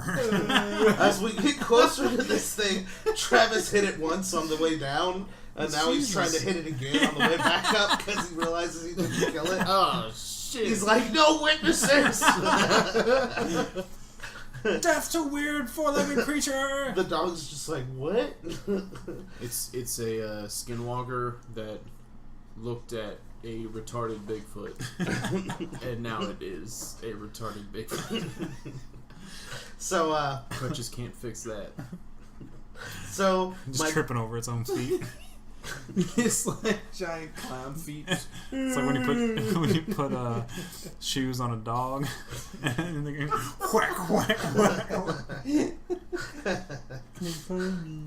So it has a fucking weird twisted face. As we get closer to this thing, we realize it's actually fucking huge. Though it was still sitting on its haunches, it's about shoulder height with the hood of the truck. It's just it's huge. It wasn't as big as me, but it was pretty big, you know. It was rather small compared to me. I'm 6'9", 720 pounds, but it wasn't as big as me. Undisputed riding champion of the world. Though it was still sitting on its haunches, it's about shoulder height from the hood of the truck. We get literally inches from hitting it when it lets out this scream that sounds like someone screaming as their lungs were filling with water.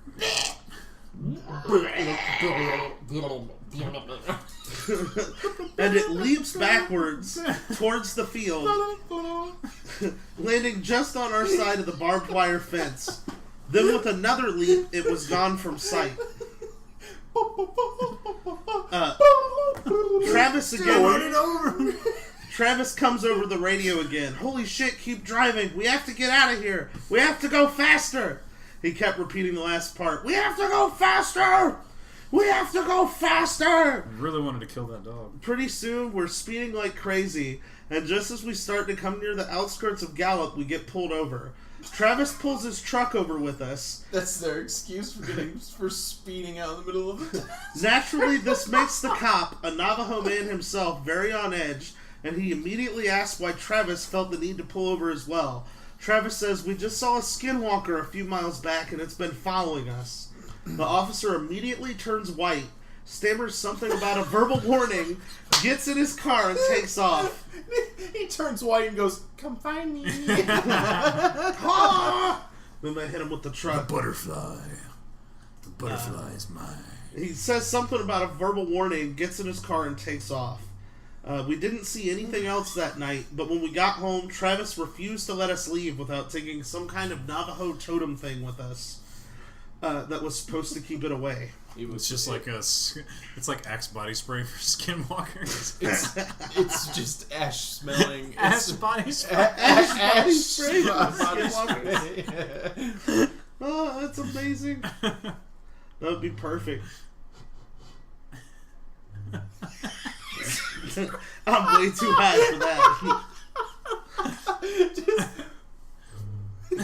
I was like, what the fuck is that? They're coming. It's like footsteps. What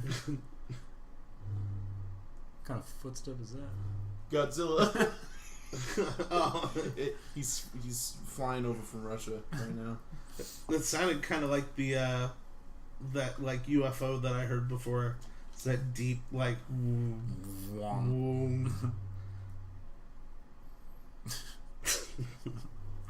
So it was 1995. I just graduated high school. An old friend who I haven't talked to in 7 years now and I were hanging out, and I said, "Let's go to New Orleans," and we did. We had $140 between us. Next story. Back then, that was more than enough. It was a dope trip. Now back to Nevada. We made it to New Orleans, almost died from culture shock, and turned around and headed to Magnolia, MS, to get some sleep. That's Mississippi? Mm-hmm. Right? MS? Okay. Multiple. No, that's monkey scrotum. Monkey scrotum. We headed back to monkey scrotum. Multiple scrotumosis. We stayed at Magnolia Inn. It was a shithole, but it was nice and cool. That's not how I would think a shithole would be. Nice and cool. I think it'd be warm and sticky. Meat smelly. So it was May or June in South Mississippi. Cool was the only adjective that mattered. We stayed up that night playing poker, drinking Gordon's vodka. plug for Gordon's vodka. Gordon Fisherman. And now I'm just picturing like a fisherman on the bottle of the fucking vodka. See, when I read Gordon's vodka, I made assumed of real it was anchovies. like, I figured it was made with those head crab things from Half-Life. That's what I figured when I read Gordon's vodka. And talking about who knows what, probably girls, college, and college girls. At some point, I said, "Ever been to Texas?" "Nope." "Pack your bag and let's roll." We had a road atlas. Marshall, Texas was right across the border from Shreveport. Shreveport? You ever been to Texas? I reckon so. We're in Texas. Oh, shit. So, we arrived in Shreveport, made a phone call to another friend who we're actually supposed to be staying with. Both of our mothers had called looking for us. The only person that knew we were there was the buddy on the phone. It was no big deal. We'd be home in a day or two. I'm being short on details because if I don't, this will turn into a novel-length story about chasing armadillos and being chased by the boogeyman. Bet you it does anyway. Yeah. Who's the boogeyman? Armadillos. Did we do an episode on Boogeyman? Is that a dude? How come it can't be Boogie Woman? Because the world is a patriarchy and it's disgusting. Isn't Boogeyman cultural appropriation? Of the boogie He people? prefers to be... he prefers you to use a different pronoun. Boogie. What? Boogie person. Gender neutral boogie person. So, I can see like a really fucking leftist, extremist, like lesbian couple raising a adopted kid going, "No, this is the boogie person." The boogie, a man. You can boogie however you want. Okay, yeah, no, that would be more correct. Yeah. It's the boogie man. So, like the boogie white man. Like it's pronounced boogeyman. So, Boogeyman Pincher. So, I'm gonna have to cut out all of that, but it's so. Why?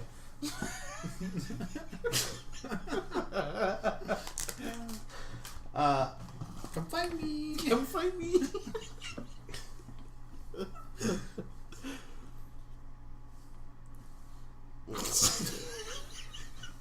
I completely lost where I was.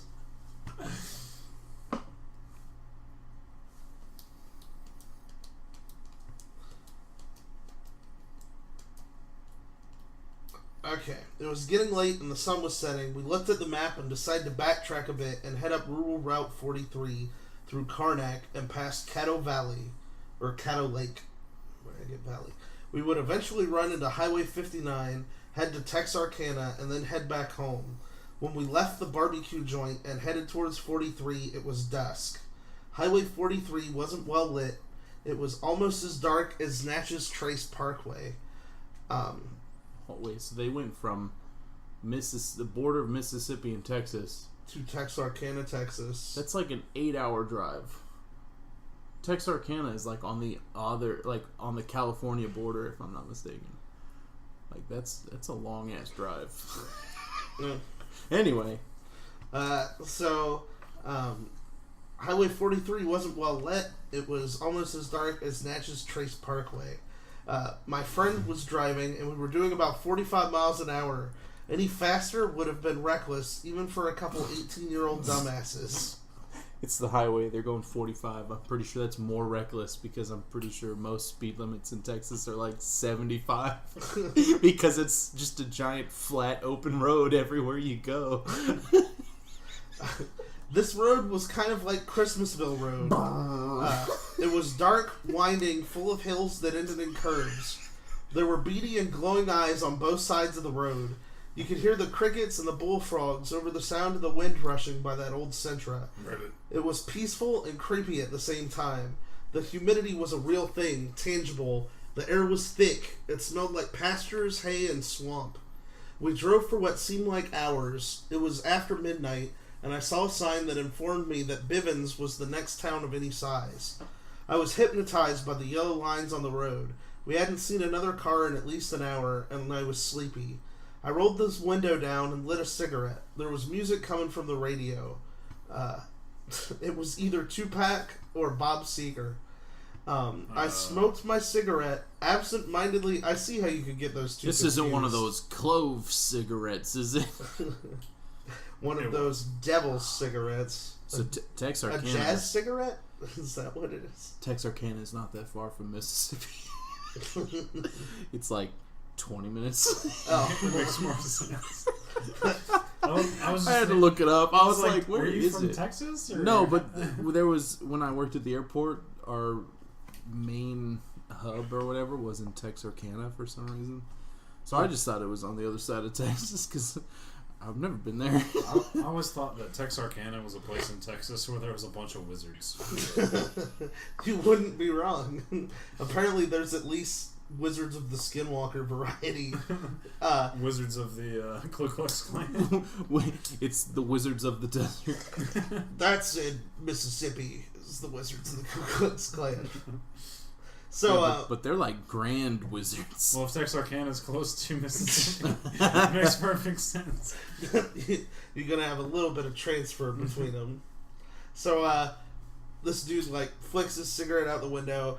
And he says, I never looked to my right. I didn't even kind of peek to the right.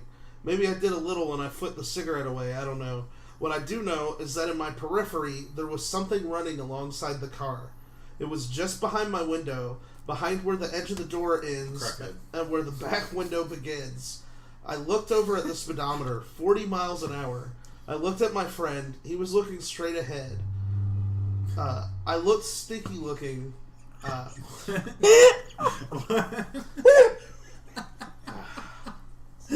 I looked straight ahead. I could still see it. I could see one huge arm. I was suddenly very sticky. I know. I was like sticky, and then I was like, "Oh no, that fucking sound just pissed me off enough. I lost my place." He's sitting there and he sees the thing on his back window, and he's like, "Oh shit, that's scary." And that's when I discovered my new fetish. When I realized how sticky I was. I could still see it. I could see one huge arm, matted hair, reddish brown, sticky looking. I eased my right hand over and rolled up my window. My friend was still looking straight ahead. Just like, nope. Wheel it up. Not looking. His jaw was clenched. He put both hands on the wheel. He sped up. Neither of us said anything. I looked straight ahead, and still out of my periphery, I could see that arm moving, muscles and tendons visibly rippling beneath that matted hair. As the car gained a little speed, the thing running alongside us lost pace slightly. I then saw the hand on the end of that nightmarish arm. The hand was clenched into a fist the size of a cantaloupe. It was covered in the same hair, but slightly darker around the fingers, like it was stained with something. Suddenly, the hand unclenched, and then I saw the claws, black as this damned after midnight Texas night.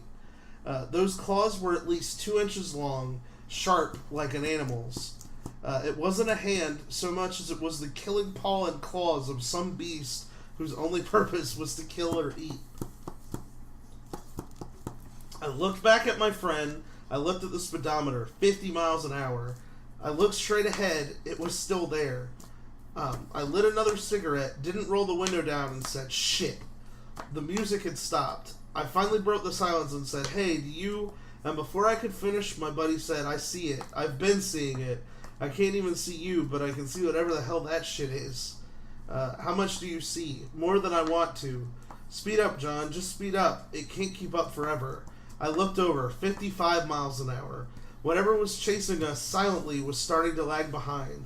I finally looked to my right just a bit. Imagine the scary part of the movie where you put your hands up in front of your face but still peek through. In 37 years, I have 2 regrets. One is picking up that first cigarette, and the other is me looking to my right that night. The beast was huge. Its chest was above the top of the car, and all I could see was the matted reddish-brown hair. Then it bent forward as it ran. I saw the face of this thing, and all reality stopped. We were no longer driving down some dirt road in Texas. We were now trying to escape from the depths of a monster-inhabited hell. This thing's face is beyond my powers to describe. It was evil. The eyes were black, and the pupils were red. It flashed its teeth at me in a snarl, yellow and huge. Saliva dripped from its mouth. It opened its eyes wide, and it looked hungry and pissed off. It looks hungry, like the wolf. Then it opened its mouth. The skin pulled back until all you could see were black gums and yellow teeth. Ooh, does he have another little mouth? And all we could hear "Come was... find me, find me." Saliva dripped from its mouth. Blah, blah. Immediately, I could feel the car accelerate. Now you're all sticky. I'm gonna lick you. Soupity whoop poop poop. It's like, I'm gonna lick you. You're sticky. I immediately felt the car accelerate. "John, just go!" I prayed, I cussed, I lit a cigarette, then like sunshine breaking through the clouds, the road straightened out. How many cigarettes does he fucking have? I'm like, he's like, "Don't you slow I'm driving, down." he's driving, we're all driving, I'm smoking. We drove through Bivens, and we drove to Texarkana, then we drove home. We never said a word. It was years later, 11 to be exact, before we even talked about it again. And we didn't talk about it much. Do you remember that? Yes. Yes.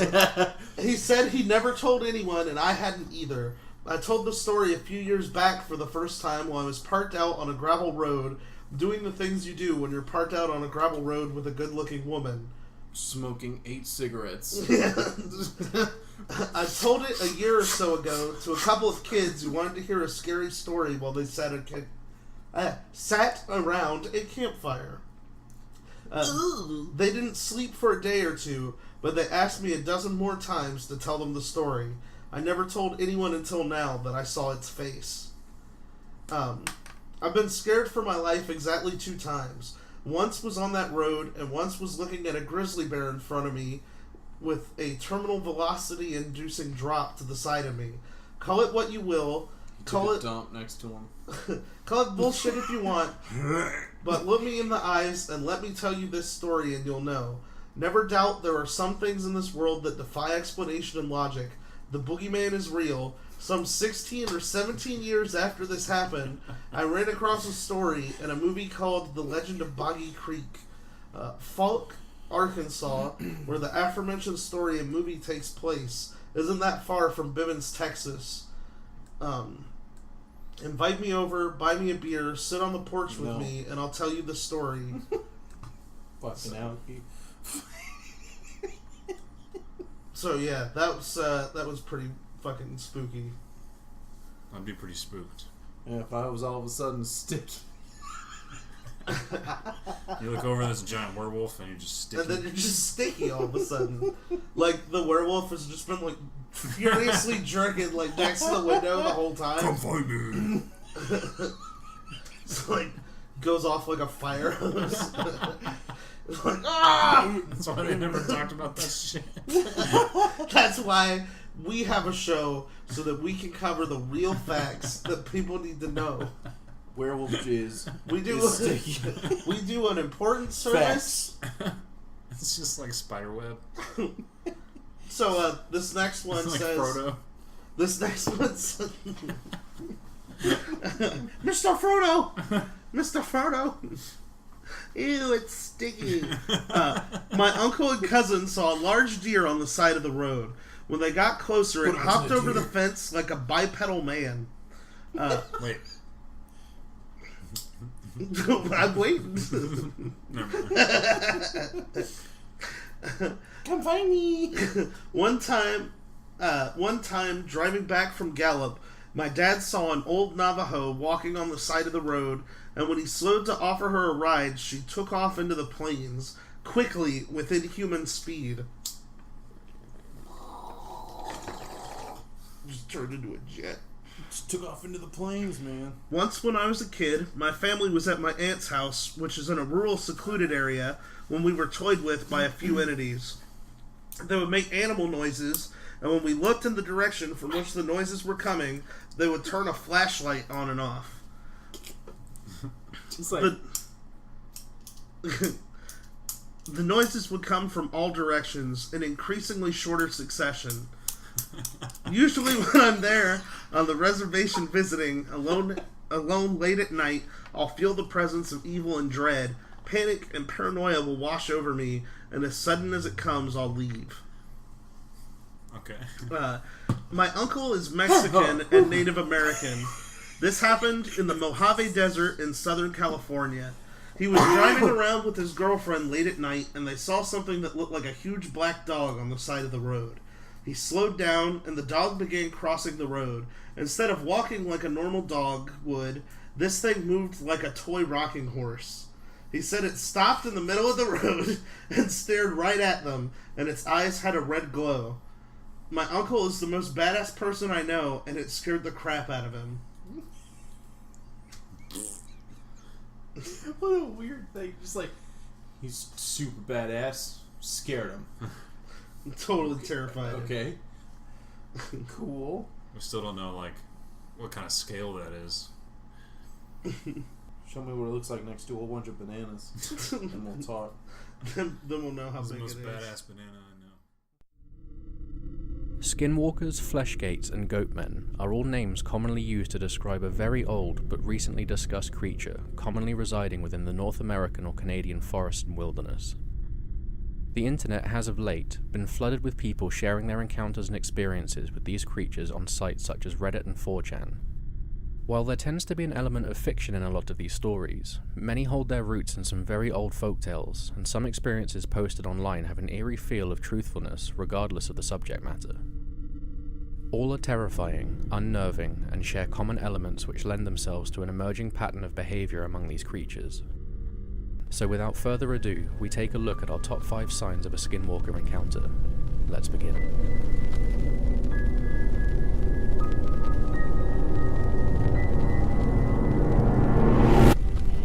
Number 5. Location. The majority of Skinwalker encounters take place in the dense forests and woodland of North America and Canada. Whether this is simply a habitat preference or a spiritual tie to the area remains unknown. Native American legend tells of ghastly creatures stalking the tree line around campgrounds and settlements, neither human or animal in description, but commanding the ability to change their shape at will.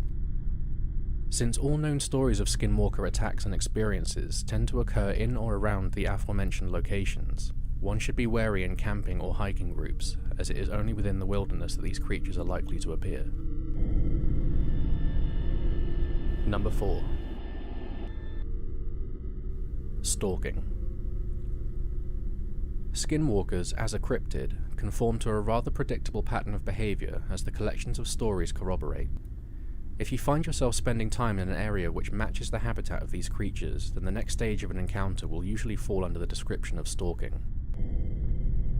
Most commonly described as an unshakable feeling of being watched or followed, coupled with the fleeting glances of something vaguely human-shaped within the trees or behind bushes.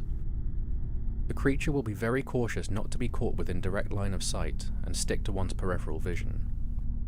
The stalking period can range anywhere from a few hours to a few days, depending on the length of the camping or hiking trip, and the sense and feeling the creature can ascertain about the group's mood and wariness.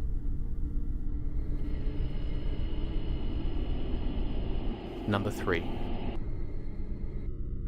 Sense, sounds, and sensations. At the third stage of a Skinwalker encounter, things start to intensify quite rapidly. Whether or not the following actions are that of intelligent strategy or those of a creature becoming tame to a group of strangers in its habitat is unclear. After spending some time in the peripheral of a group or member of a group, a Skinwalker will become much more brazen in making its presence known. One of the most commonly reported events is the overwhelming smell of blood or copper in the air. Known to sometimes be so strong as to induce vomiting in some individuals, it is described as the smell of a day-old kill if one were to be hunting and left the carcass within the campgrounds. The smell will dissipate as quickly as it appeared, but will return many times over the course of the encounter. Sounds usually accompany or immediately follow the smell of blood. In a horrifying display of scare tactics or failed communication, the Skinwalker will unleash terrible screams and calls from around the campgrounds. These range from unearthly roars to sharp yelps and even vaguely human-sounding shouts. Perhaps as an after-effect of the previous experiences, the sensation of a heavy atmosphere will envelop the group and the immediate area. People have described it as a similar feeling to the static charge in the air before a storm, but this sensation is accompanied with a noticeable lack of wildlife and birdsong.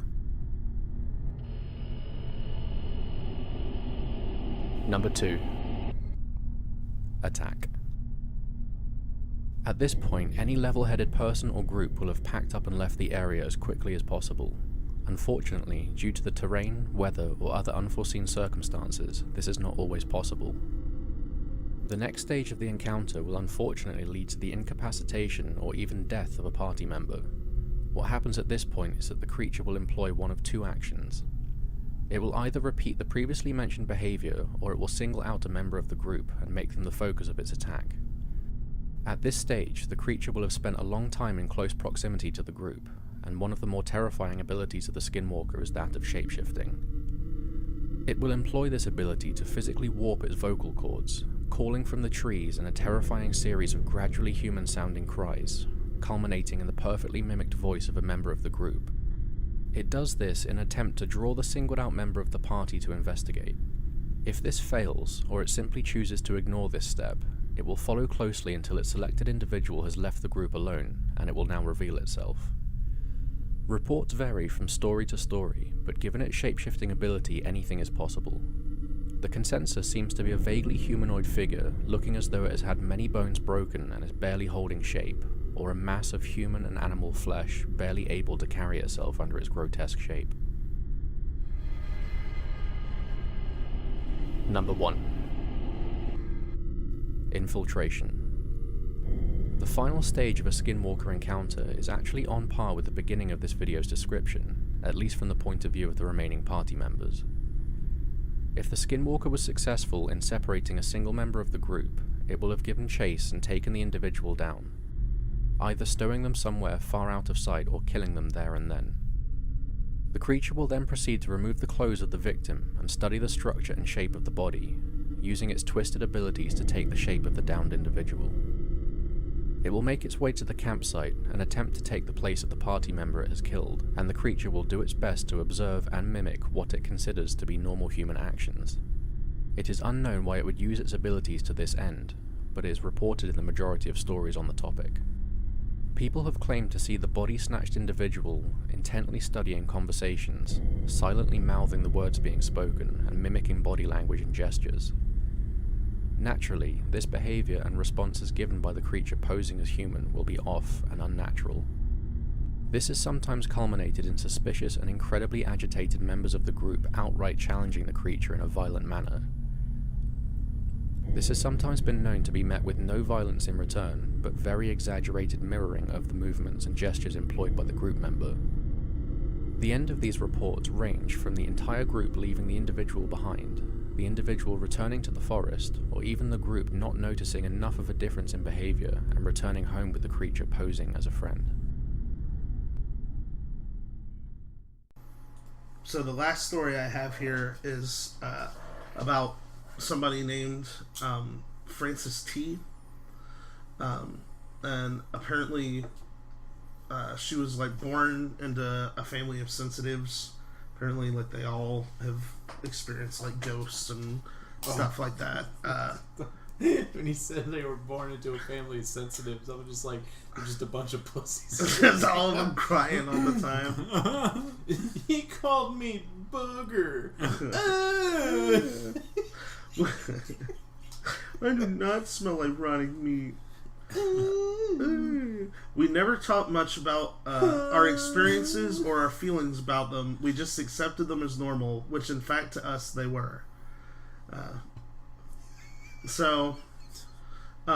In Arizona about 20 years ago, her family had moved from Wyoming to Flagstaff, Arizona in 1978, shortly after she graduated high school. And sometime between 1982 and 83, she's 20 years old, and her father, mother, and younger brother go on a road trip, like, back to Wyoming in the family pickup truck. How many people? Let's see. Her father, her mother, and her younger brother. In a pickup, man. 3 people in a pickup. It's a tight fit. So, it's like any scene of people, like a family driving in the Midwest. Yeah. With 3 of them sitting next to each other. And they always make it look super comfortable. Yeah. And I'm like, not one time has it ever been comfortable to have 3 in a front seat of a pickup truck. No. Like, ever. It's fucking awful. Especially if it sticks. I would rather die. Dad, stop elbowing me in the chest. I'm sensitive.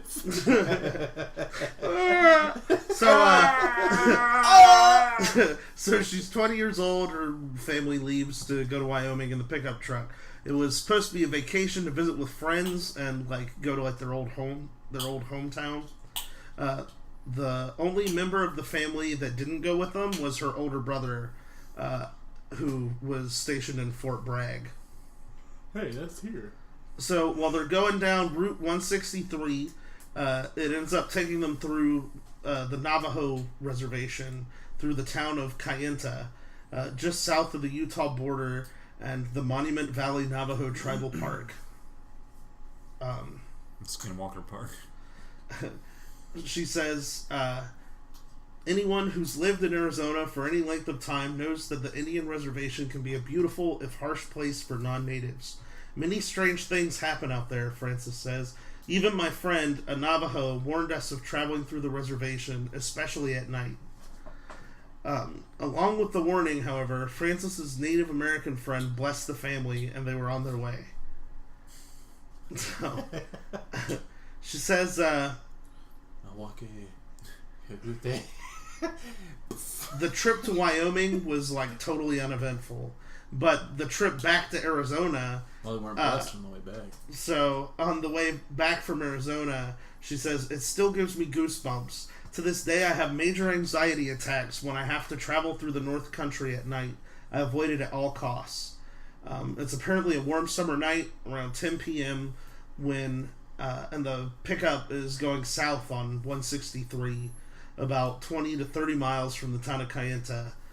There's no moon. It's like a long, lonely stretch of like pitch black road.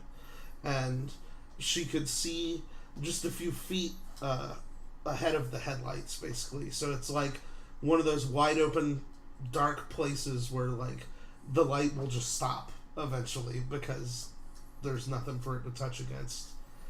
So she says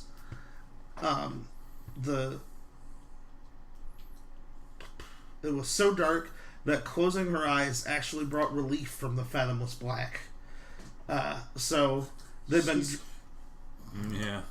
they'd been driving for hours with her dad at the wheel, and the vehicle's passengers had long ago settled into quiet. Frances and her father sandwiched her mother in the truck's cab, while her brother enjoyed the night air in the back of the pickup. Suddenly, Frances's father broke the silence. "We have company," he said. And then TIE fighters swooped down on him. We're gonna have company. We have company. Boring conversation, anyways. Kid, get on that turret. Frances and her mother turned around and looked out the back slider window. Sure enough, a pair of headlights appeared over the crest of a hill, then disappeared as the car went down, then reappeared. Frances said to her father that it was nice to have company on this stretch of road. If something went wrong, neither vehicle and its passengers would be alone. Then thunder starts to rumble. It's really cloudy. The parents decided that their son needed to come inside because it was going to rain. So they're like, we need to get him inside the cab to just climb through the middle. So she literally opens the slider window, and her little brother crawled in, squeezing between her and her mother. She closes the window. Wait, so there's now 4 people? Yeah. Dude, what the fuck? That's definitely she didn't illegal. include herself earlier. Yeah, she didn't include herself. She only definitely illegal. Skinwalker. Skinwalker. Her brother's the Skinwalker now.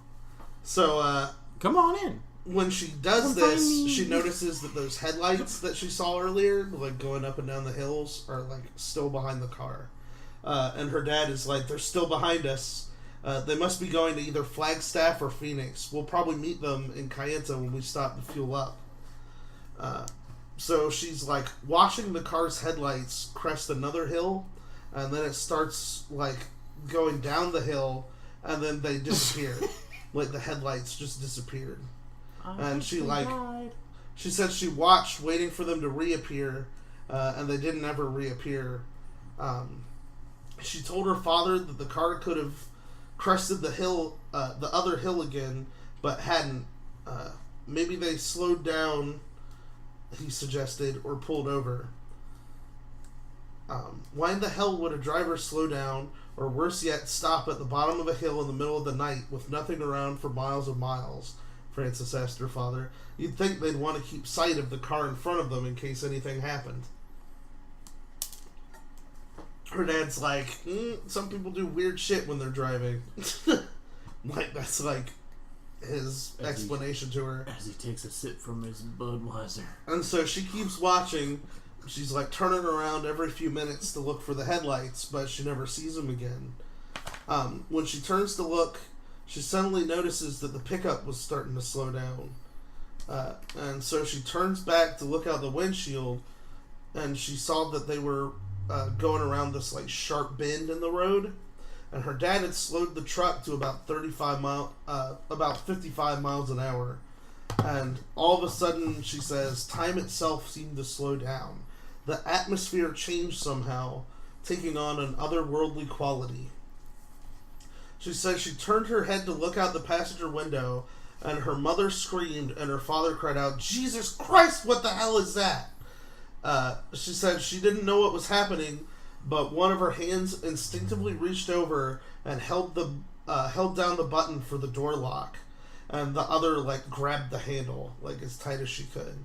She said she braced her back against her small brother and held firmly onto the door, still not knowing why.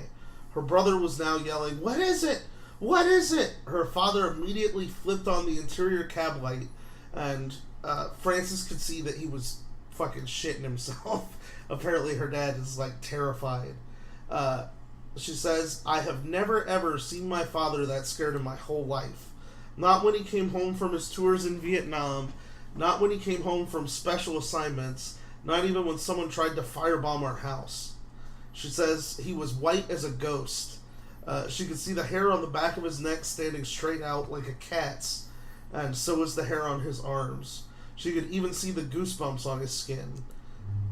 Everybody in there is basically panicking, and her mom was so fucking scared, she started yelling in Japanese. Because is she Japanese? Yeah, she's Japanese. Okay, because that would be very strange if some random white woman in Utah going, "Ah, konnichiwa!" sashimi.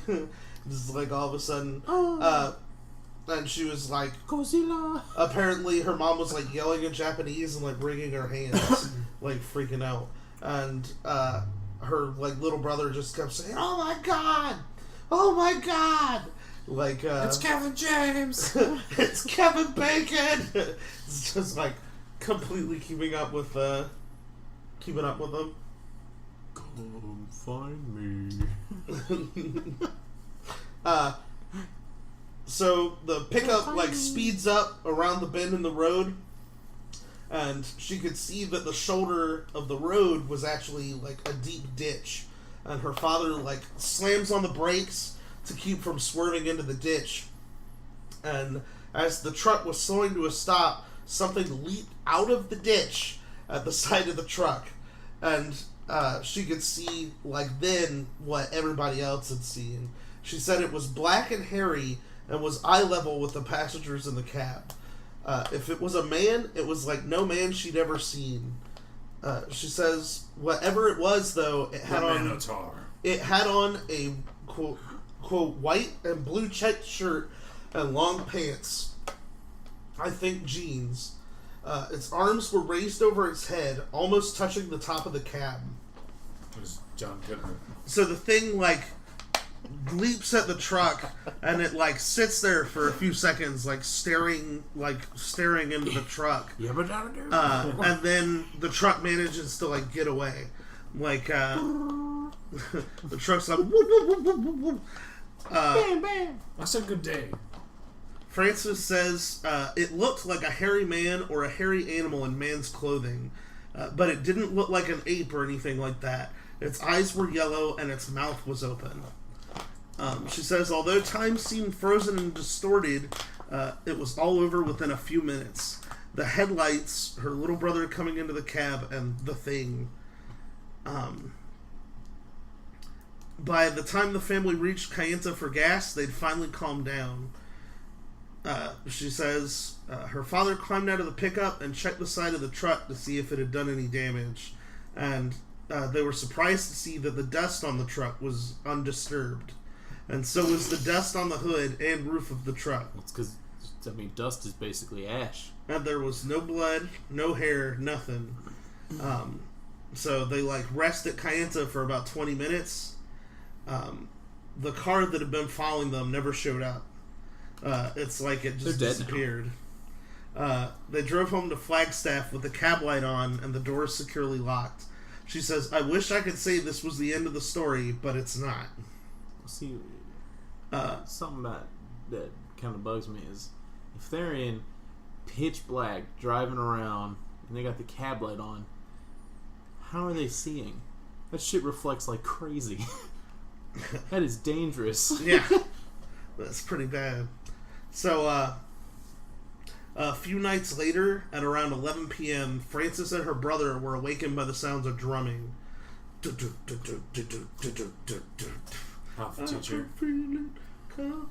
They looked out his bedroom window into the backyard, which was surrounded by a fence. And at first, they didn't see anything but the forest. But as the drumming grew louder, 3 or 4 men appeared behind the fence. Like, she said, it looked like they were trying to climb the fence, but couldn't quite manage to bring their legs up high enough and swing over. Unable to get into the yard, the men began to chant. She says she was so scared she slept with her little brother that night. We will rock you. That's on your face. That's why they couldn't get their feet over the fences. They were too busy stomping their feet. Stomp clapping. Stomp. Clap. Stop, clap. Don't stop. Don't quit stomping. She told, so, like, she tells her Navajo friend about this shit, and her Navajo friend is like, yeah, that's a fucking Skinwalker. She says that, it was, all this stuff was because of a Skinwalker that tried to attack her family. She said, usually Skinwalkers don't bother any non-natives, usually, but, you know, if you piss them off, of course they're gonna fuck with you. What it was is that Navajo friend of theirs really put a curse on them. That's what it really was. Text him. Didn't come into effect till on the way home. You just got the timing all wrong. She said that when that night when she saw the 3 or 4 that were outside the fence, her friend said that was because they wanted the family but could not gain access because something was protecting them. So the guy was like, "Hey, I can't get at these motherfuckers. I need backup." And so he calls in like more Skinwalker homeboys to try to like double spook them. The Skinwalker signal. Yeah, and they're all out there going, "Come find me!" And just like echoing throughout the woods. Come find me! Come find me! Come find me! Come find me! Come find me! And just like open your window. No, thank you. She says that ever since then she won't go through those towns or the reservation at night, especially not alone.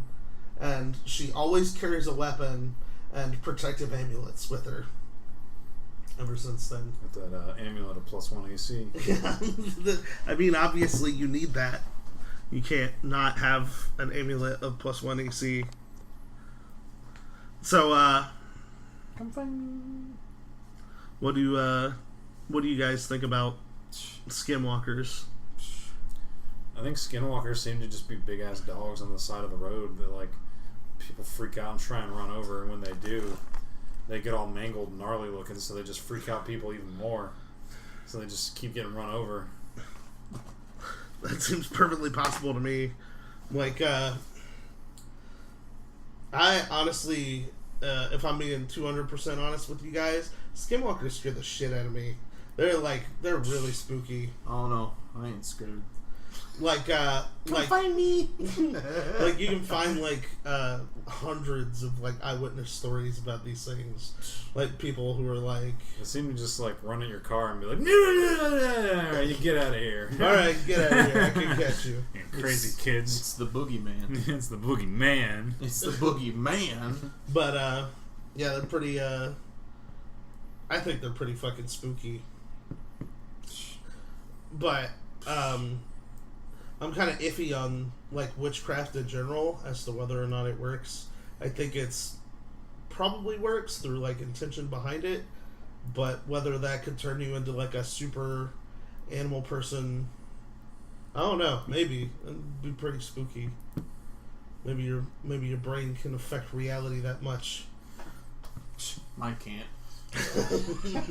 Yours, or maybe your brain just can't process reality either. What? True. So, what do you think of Skinwalkers, Palmer? I ain't scared. You ain't scared? Nah. We got that white ash. I mean, you'd be a fool not to have pocket ash. What the fuck's wrong with you? Obviously, yeah. I carry pocket ash all the time. Just in case. That's why Catholics put that ash on their forehead on Ash Wednesday. Keep away Skinwalkers. Keep away Skinwalkers. That way you could headbutt them and go straight through their body, when you headbutt them. Oh yeah! Feel the power of Christ. So you got any shout outs this week, Palmer? Shrink wrap. That shit's dope.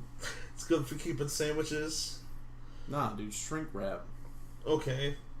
You don't shrink wrap a sandwich. That's not that plastic wrap? I thought that was shrink wrap. There's a plastic variety, but you don't put that shit on a sandwich because you got to heat it up to make it shrink. It's plastic. Shrink wrap. Ryan, you got any shout outs this week? My shout out this week is to Metamucil. Keep me regular. I'm way too fucking old and I need it. My shout out this week is to Icy Hot and how it helps with my rheumatism. The general auto insurance. My shout out is to Mucinex, clearing that phlegm out my throat. My shout out is to Percocet. Damn. Is that your real shout out? My shout out is to Log Cabin. The best original maple syrup. No high fructose corn syrup. Damn, Wait, none. No high fructose corn syrup. Oh, but it has regular corn syrup. That's its main ingredient is regular ass corn syrup.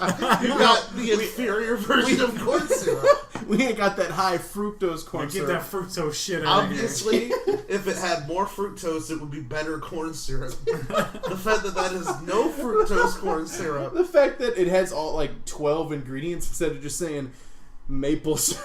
It's clearly not maple syrup. It's total crap. But no it's high delicious. fructose corn syrup. It's legit. It doesn't have any. Some fructose. It's pretty delicious. It though. has corn syrup. Oh, Jesus. My shout out this week is to Pillars of Eternity because that game is dope. Nice. And I've been playing it. And The second one comes out next week. Yeah. Oh, no, it comes out tomorrow. Oh shit, tomorrow? Yeah. Damn. What? I got hundreds of hours left. So, pick that shit up. It's pretty cool. It might be on sale since the second one comes out tomorrow. Probably go mark it down. It's worth it.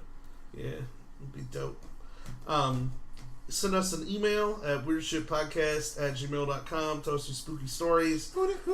Rate, review, and subscribe us on iTunes. Come find us. Subscribe to us in other places where you might listen to us. Check out our YouTube channel. We got a YouTube channel. It's pretty cool. Yeah, dude. See, shrink wrap. You gotta use a heat gun to heat it up. Check out our merch stores where it we up. have merch for sale, including hats and t-shirts and things like that. There should be a link somewhere in the description of the episode. Can you get a pre-shrunk? Check out our Patronus. We got Patronus. That's pretty dope. And we'll see you guys next week. Don't put sandwiches in shrink wrap. Come find me. Come find me. Come find me.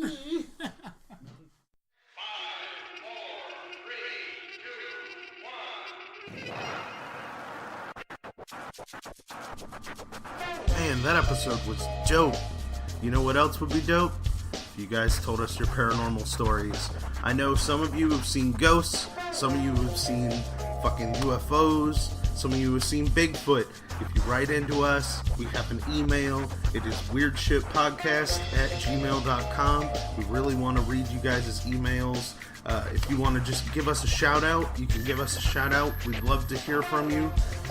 If you want to record a voice message, I want to start putting voice shout outs at the beginning of every episode now. So if you send us those, that would be fucking dope. We have the Google Voice number. If you'd rather call up and leave us a voicemail, you can tell us your story that way. Send us some positivity, man. Keep the positivity coming.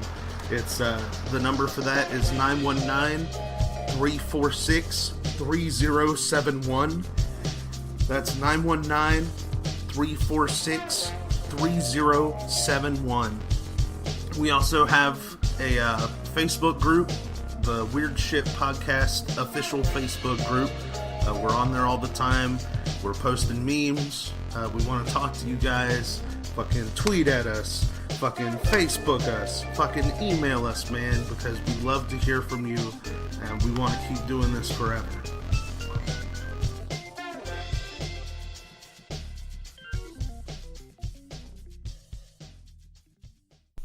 Hello, my darlings. I'm Sammy, the host of Encrypted. Every 2 weeks, I will bring you stories of mystery, true crime, and creepy. You can find me on iTunes or wherever you get your podcasts. Do you have a story? I would love to hear it. You can go to the Encrypted Podcast discussion group on Facebook. On Twitter, you can find us at EncryptedPod. Or you can go to accproductions.org/encrypted. Don't forget to lock your doors and hold tight to your flashlight.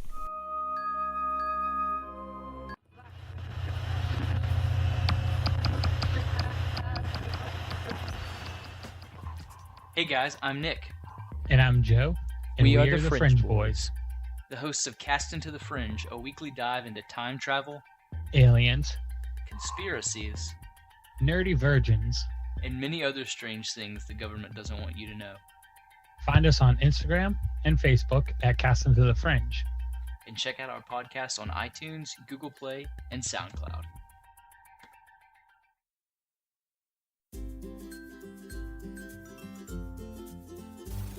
Hi, this is Jim. And this is Annabelle. Together, we bring you the Forgotten News Podcast. We tell true stories from long ago. Stories from before you were born. Stories that made headlines for a week or a month, then vanished, just as suddenly. We look for these long-lost stories, then brush off the dust and share them with you, as fresh as the day they were first told. One thing we definitely promise you, the stories you will hear will always be a surprise, and it will be a true story. It might be a crime story. It might be a strange or spooky story. It might be a funny story. If you are someone who might like to hear lost stories like these, then you should definitely listen to the Forgotten News Podcast. The Forgotten News Podcast is available on iTunes, also known as Apple Podcasts, as well as Google Play, Podbay, Player FM, and nearly every app for listening to podcasts. I don't know what else to say, except be sure to listen to the Forgotten News Podcast.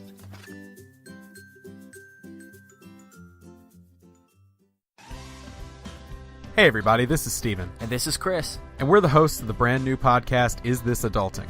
Every week, we're going to sit down to have a discussion about life, culture, our own mental health struggles, and just about anything you can think of. Have you ever wondered which breakfast cereal's the best? Or how to help your friends who are dealing with mental illness? Or why waterbeds were a thing? If you answered yes to any of these questions, then have we got a show for you. And remember kids, be happy, stay healthy, and go hug someone. Because you never know, they might just be starting a podcast. Oh, hey there. I didn't see you. I'm Sarah, the host of the Salty Canadian podcast. You want a podcast that is full of fun, rants, reviews, and just random stuff? Then this is a podcast for you. We can be found on any podcast catcher, and make sure to follow us on Facebook, Twitter, Instagram, and have a great day. Eh?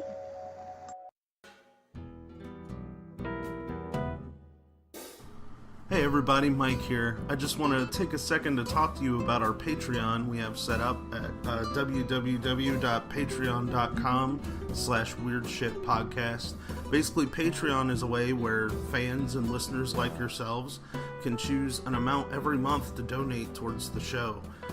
Your donations will be put towards buying new equipment. It'll be put towards buying munchies because fucking Palmer is insatiable. It'll be put towards helping us pay our dues for hosting the show and for keeping the websites going. And honestly, the main thing it'll help us do is let me take more time to do more research on these topics. I have a full-time job. I work 60 hours a week, and then I spend 40 hours doing research for you guys because I love this show and I want to give you the best thing I possibly can. So if you have anything you want to give us, if you think we deserve anything for that work, feel free to go to Patreon and donate whatever you can. If not, man, it's cool. Like, I love every single one of you, and I'm so glad you're listening. Just share the show with whoever you think would be interested, and we'd love to hear from you. Thanks.